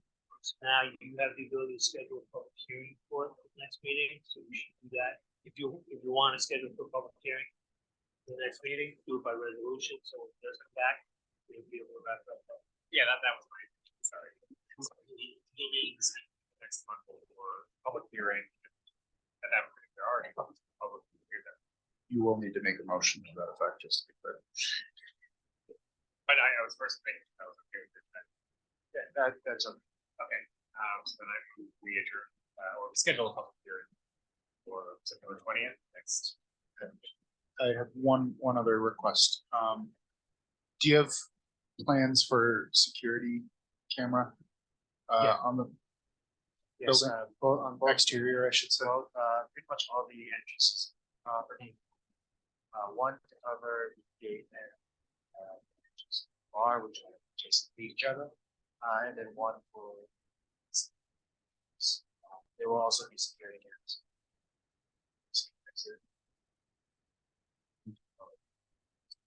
So could you show when you do bring another plan back, the location of those and then any lights if you do say, I'd like to put a lamp here or whatever on the exterior of the building, if you could bring that, call out lighting. Eric, just going through comments again from the recommendations, are satisfied on the gangway, covered that it's an existing structure. There was just a question about what was there and we already covered it. Just want to make sure there's nothing else. Yeah, it was generally agree, it was pre-existing. Okay. Yeah, and then once you get that detail on the exterior materials and window details, include all of that in the next submission. Okay, sorry, go ahead. Oh, so, basically, Second. Okay, moving to a vote, all in favor? Aye. Okay. So for tonight, I think we're all set. Thank you so much. Thank you, folks. See you September. Yes, We'll see you then. thank you. All right, final agenda item tonight is PLPC 2023-0040 for 269 through 275 Fifth Ave. Good evening. Thank you. Thank you as well for your patience.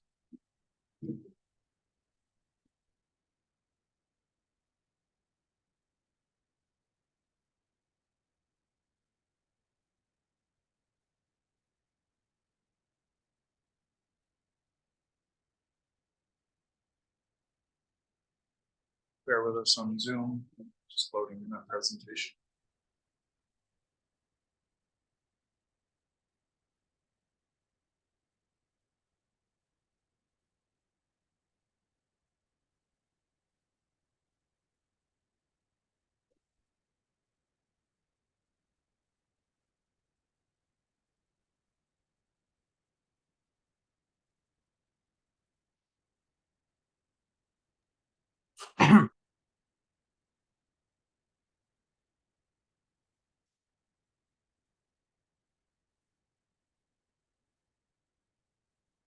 Sure.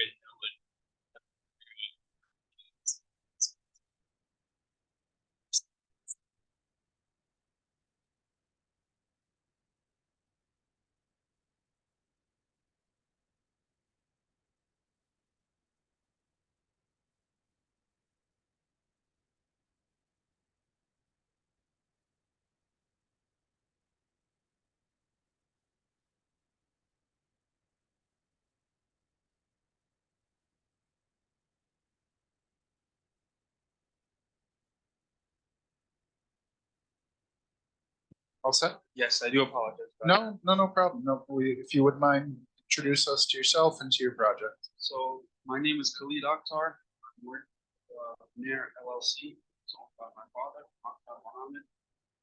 So we plan on constructing a strip mall idea for 269, 271, and 270. We want to combine all properties together to make it complete. And I'm proposing on that. We read that. So I have renderings as well.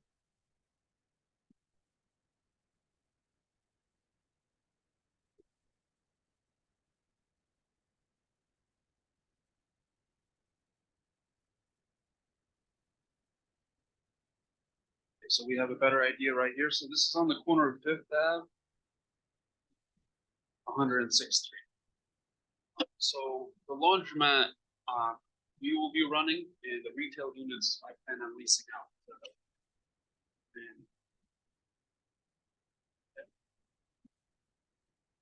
questions? I'm not sure.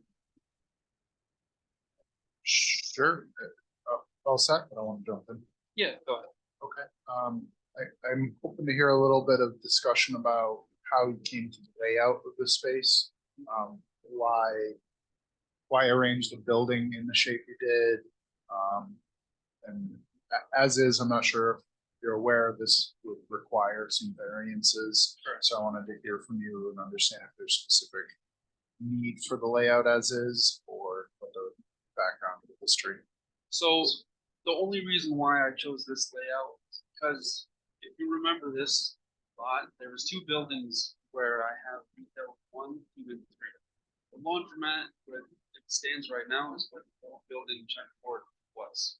So I'd like to implement the laundromat, so that's why I wanted to keep that. And because since those two buildings were burned down, I was thinking utilizing those two lots for the 2 retail units. And I understand that the front facade for Fifth Ave is blank, but I will be adding some egress windows and certain percentage. It's up to code.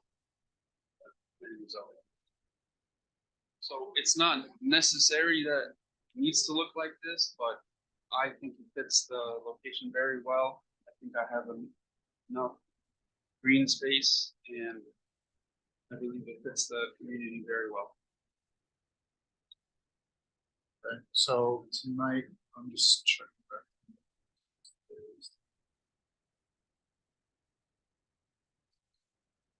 This is on for just a site plan review. Am I correct in understanding this is meant to be concept review? Yeah, Yes. this is what the concept, they requested that change. Days ago. It's changed to concept or? Okay, gotcha. My team and I weren't able to get it done for this meeting, so during the rest, the site plan review next week. Sure, thanks. So, yeah, I think there's still some submission materials we'd like to see. Go ahead, James. I don't want to. I think it'd be helpful to have like a landscaping plan. I don't think that was included in this. And then in general, we have an extensive list of staff comments and recommendations that I reviewed and would be open to us doing a motion to just wholesale adopt those. I'm curious if everybody else felt the same way, but really, I think what we need to discuss here is layout, use of the space, and the intent for the project. I think a strip mall makes sense, or at least a mixed-use commercial space in the zoning fits. It's what the mixed-use designation was for. I think that what you've presented kind of reads to me as a little bit more suburban in its layout and design. I think there's some changes that could be made in order to still do the same sort of use of this of building square footage, but relay it out in a way that reads more urban. And then you still have the same kind of available business opportunities from the space, but that it fits a little bit better contextually with I think what we're trying to achieve. Yeah, so I'll step back for a minute. So if I can comment on that, the only reason why I did this layout is because I wanted to kind of, I wouldn't say copy, but go based off of where Family Dollar on Second Ave and 102nd Street is. I'm not too sure if you're familiar with what that looks like. It's that new Cat Gallon building. So I think Where are you talking about? I'll literally pull it up on top. second, it's on the corner of Second Ave and 102nd. 102nd. Very familiar. So where the Family Dollar is. So, I mean, I believe that building is pretty modern looking too, kind of similar to what I'm proposing. And I believe that I'm kind of pushing it back further so there's more greenery before you can even see the building. Because I'm sure in that kind of area, you don't want to see a commercial building that looks like this. As you said, belongs in the suburban area. So we want to kind of blend it in, add some more greenery. This is my landscaping that I did with Nicholas Custom at Advanced Engineering.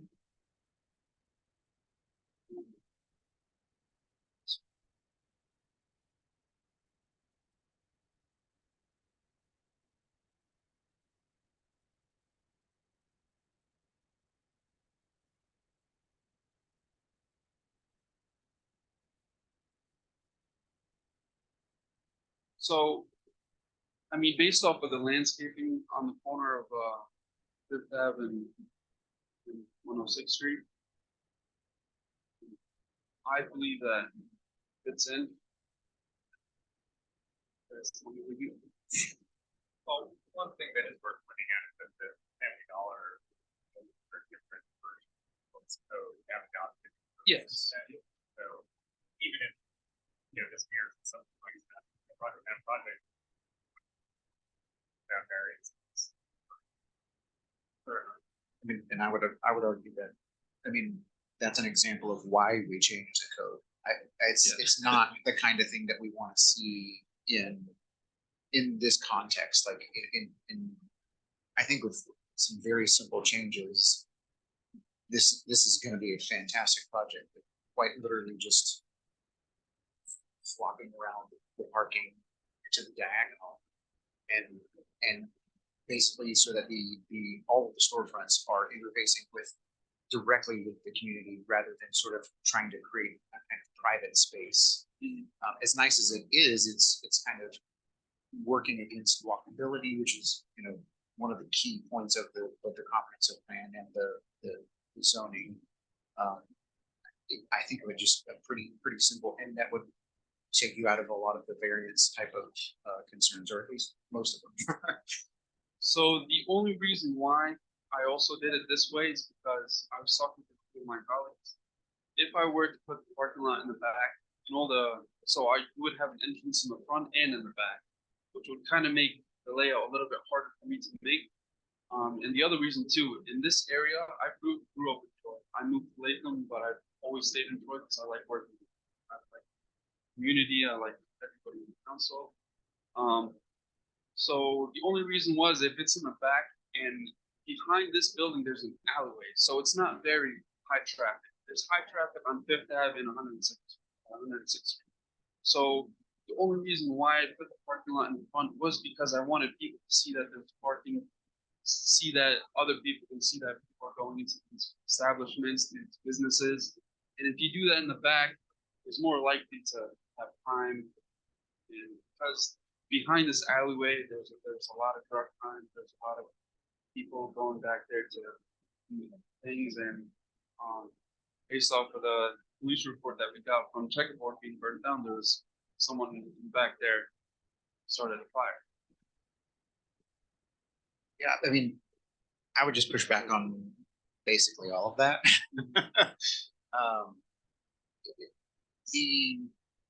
There's the sort of the idea of like eyes on the street, and when you're activating the street and people are walking around, they're entering these retail shops like that is your biggest buffer against elements that you don't want necessarily happening. And to the extent that the parking is in the back, and the fact that people would be going in and out, that in and of itself would be a deterrent. Possibly of that. So I would just say that the single best way to both improve the curb appeal of the business, to improve the to make yourself sort of in firmly ingrained into the fabric of the neighborhood would be to do that simple swap. That's just my 2 cents. Yeah, I totally agree. I think, you know, especially being a laundromat and people who are going to the laundromat may drive, they may walk, making it accessible to everybody. I agree with the other commissioners' comments. This is absolutely like sort of designed to be. And the Family Dollar is not something we'd like to see any new applicant emulating. You know, I saw in your application that you highlighted the zoning map to show where this is located. Yes. And there's a lot of guidance in that new zoning code, neighborhood 3 form standards. So if you just take a look at that and use that to help guide the design and the layout of the building. And then I agree with Roddy that the staff comments, Eric did a great job of identifying a lot of issues with the site plan now, or ways the site plan can be strengthened. And so if you can just look at the staff comments and look at the neighborhood 3 form standards, use that to revise the plan, I would hard to see those changes.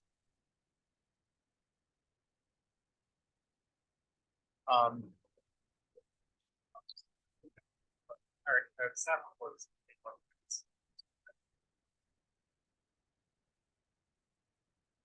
Typically, the staff report is not attached, but you provide it. The applicant has a copy of the staff. Yes.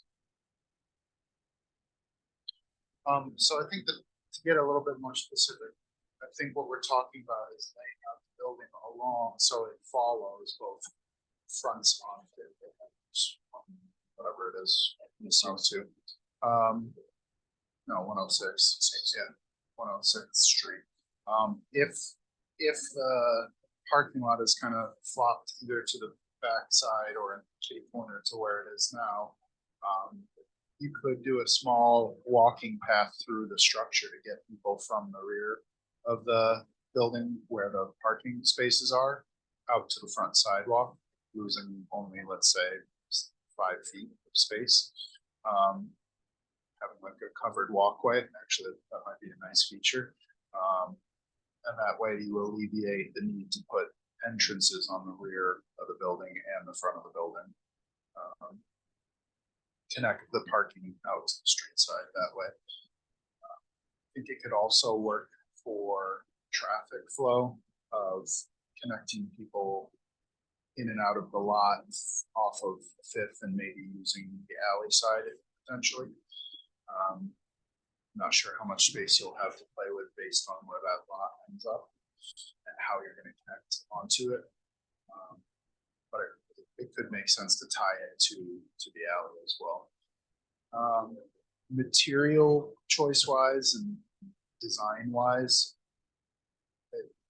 well, first of all, bravo on getting all these renderings done for this application. It's nice to see the first stab at a submission include all this rendering work. So thank you for doing that.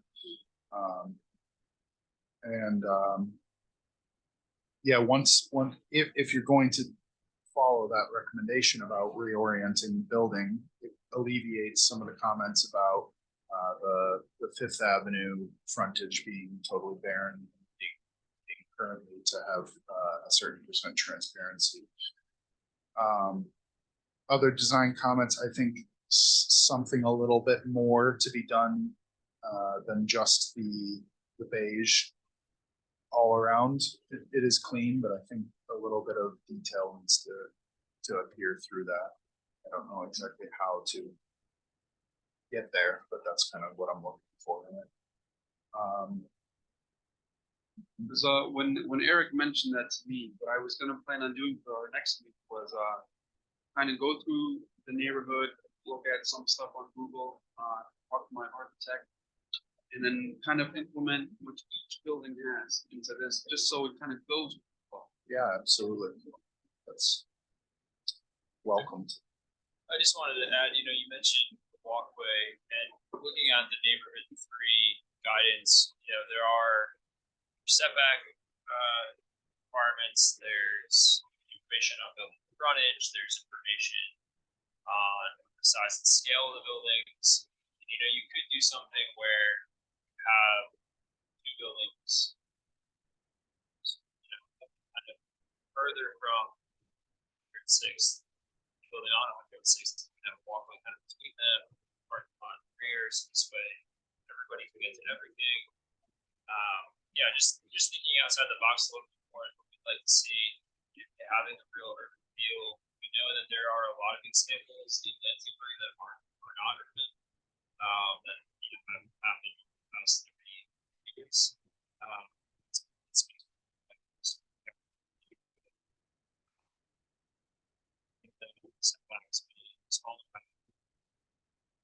just want Yeah. examples of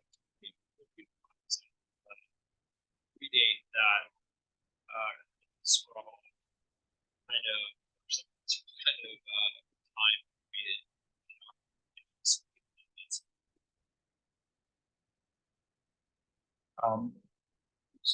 Programming wise, I think laundromat makes, again, great sense. Obviously, there was the laundromat there before. Very curious to know what you conceptualized for the other retail spaces. Is it pure retail? Is it So food? it's all? open to the idea. For retail one, my idea was to obviously on Fifth Ave, put some more windows there. And what I would like to do is make a little concept store.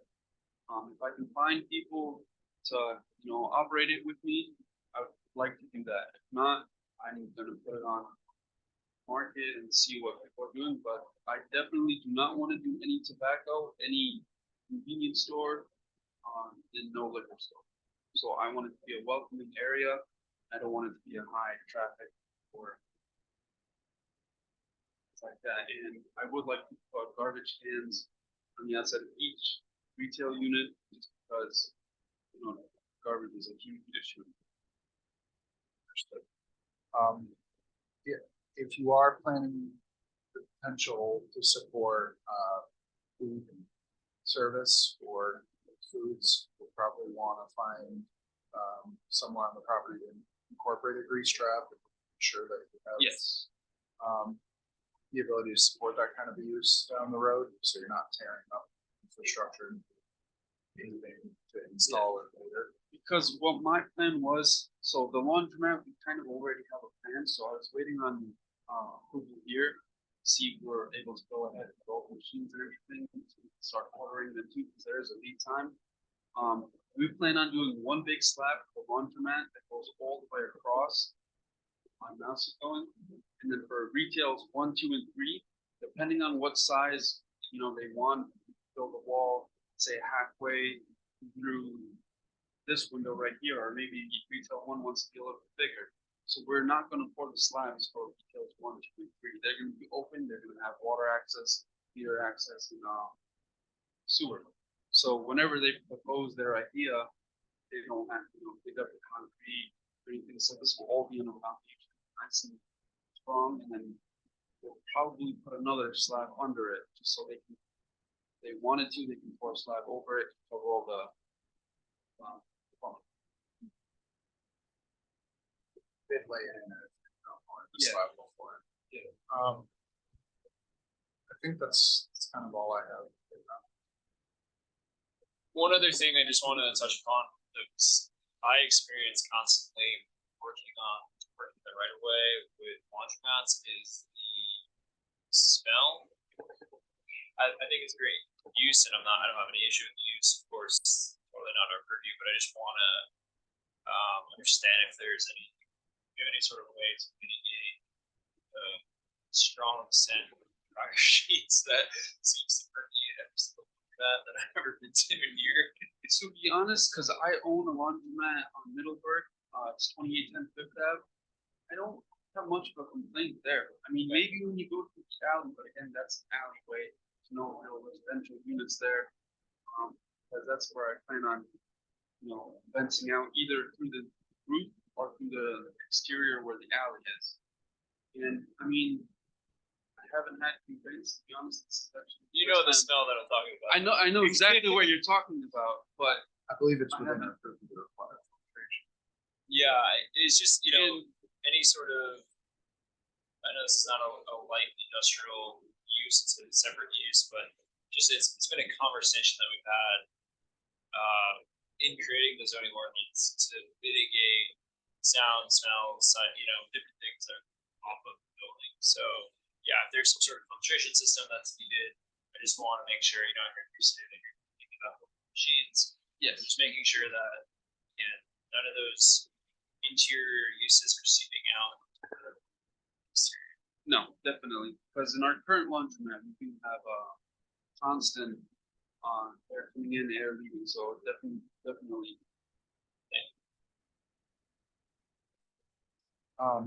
Discussion about TDMP. I think, the requirement wasn't triggered, is that right?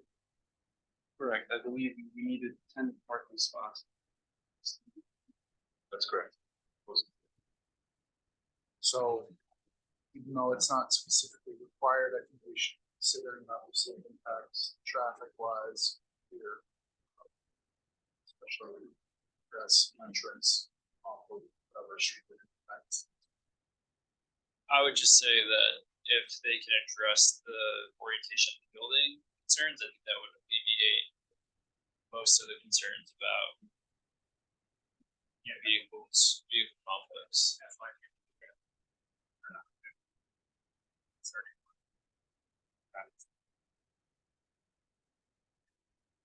Site is reoriented, it's not.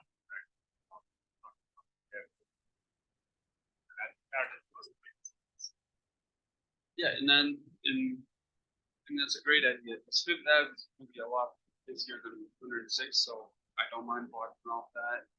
You know, either configuring the building in a different way to have it only entrance on 106. Great. Well, I had one other comment on just the plantings. I see. And don't mind my renderings. It's just me doing it. I didn't have an architect do it, so it's all on my own. Okay, yeah, no, How about- Great. I mean, the renderings, like, you know, we're not gonna, we're concerned on the site. plan, but just- There's not going to be pushes on concrete. Definitely going to be mulch. Just looking at the planting plan, I guess, or the page that has the planting on it, I can't read. Pull that up. Yeah, I apologize, I didn't see that. I was scrolling.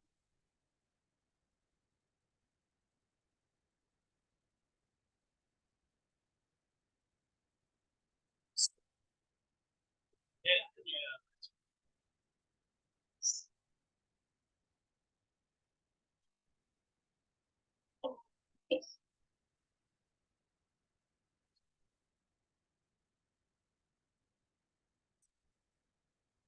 Yeah, because when you do print file, then it shows there.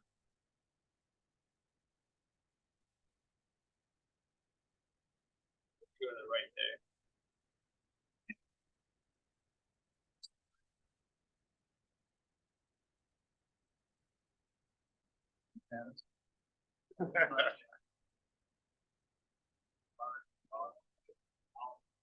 Great. Again, I just would like to see more variation amongst the plants. I would discourage often choice. I won't name specific plants. I don't think that's necessary, but appropriate. But I think I would also like to see more trees on Fifth Ave. So I know you're showing these bushes. You could, you know, rethink that to have more street trees.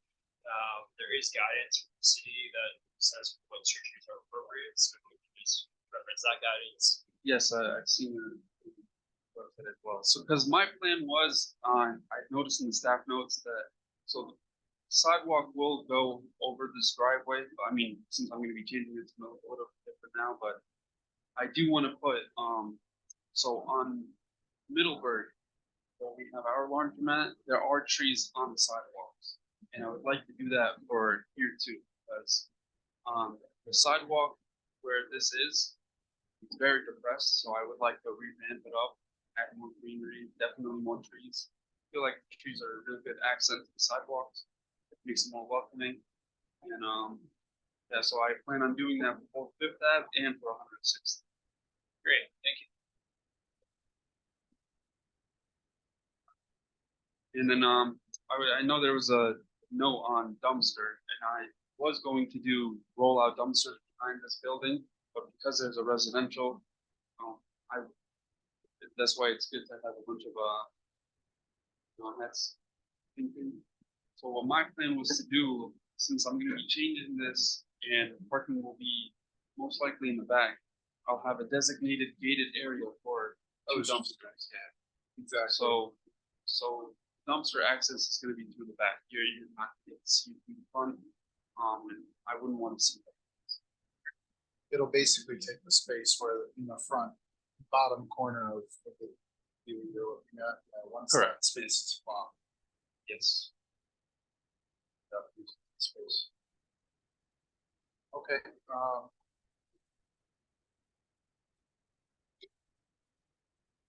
thoughts on, we need a moment, I don't think the motion to adopt that. If I could, I'm sorry, I might chime in on Sure. 2 points I heard.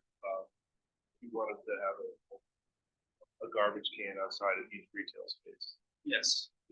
I think that the commission's point, rotating some of the building design, I think that more peaceful as it currently stands. There would not be a way to provide garbage in retail spaces.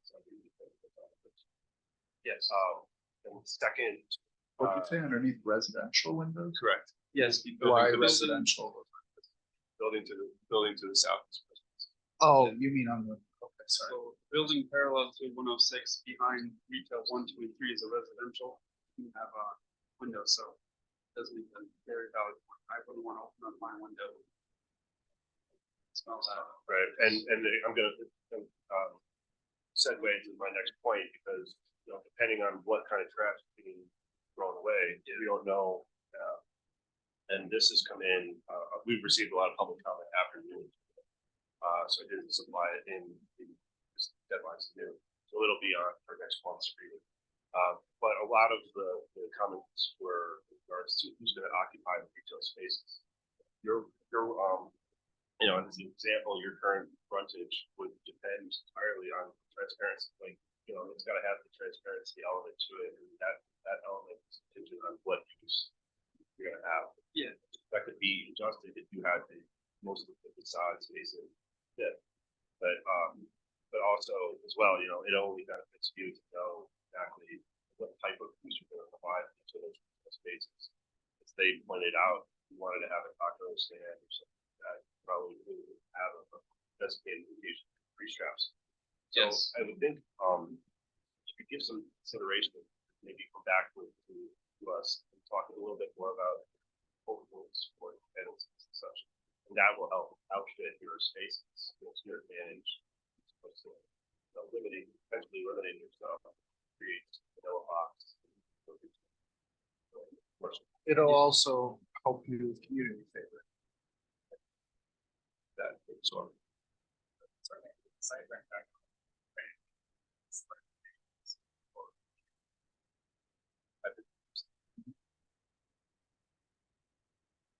So the question remains as to whether you feel application materials.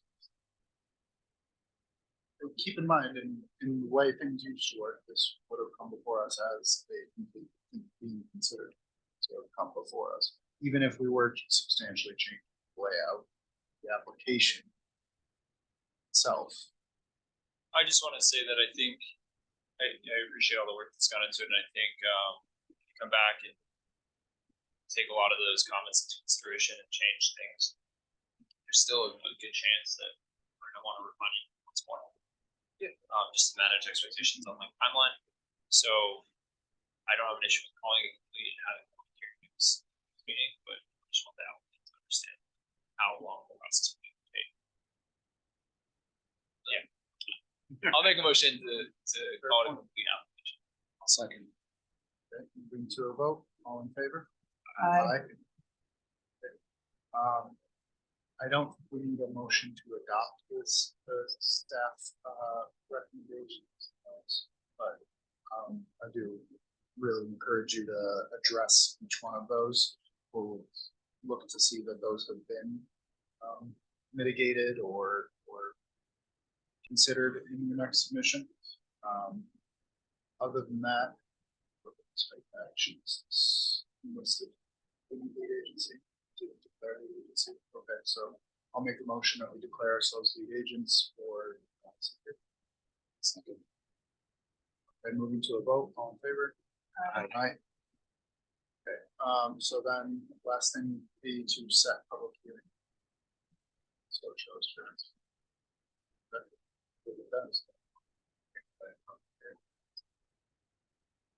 Second.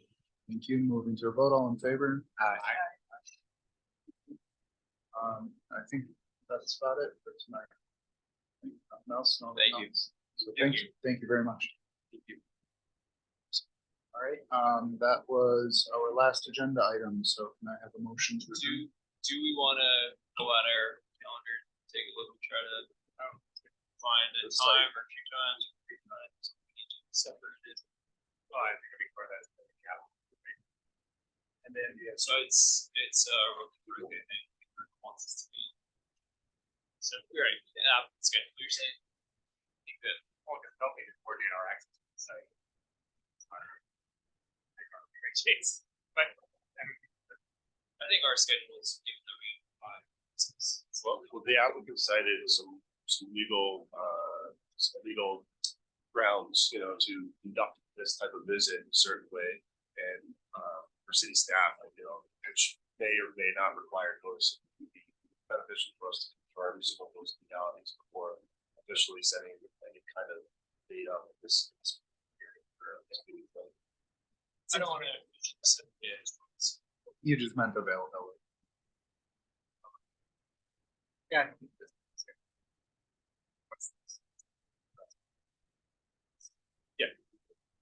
And Eric, did we wanna, set that subcommittee?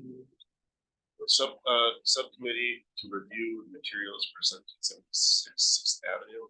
We may have overlooked that process, last month. Just nominate, we said that there would be. We nominated a subcommittee for 18. I believe that we did for the materials. But we did set it as a condition. Yes. Right, so, yeah. No. There was a. Yeah, so, motion for that. Do you want to put on the record who would belong to the subcommittee? Then I can just put that in place. I will be part of it, so I'll volunteer. I will also volunteer. Yeah, yep, that one was, I think. No, I believe that there are some adjustments based on some of your comments to. I volunteered. This, because you definitely said that, like, the steps going up to that. I'm looking at the minutes and it's. Sarah we work mentioned with the steps, applicant on James, you facade mentioned some aesthetics, space. Minor site amenities, right? Yeah.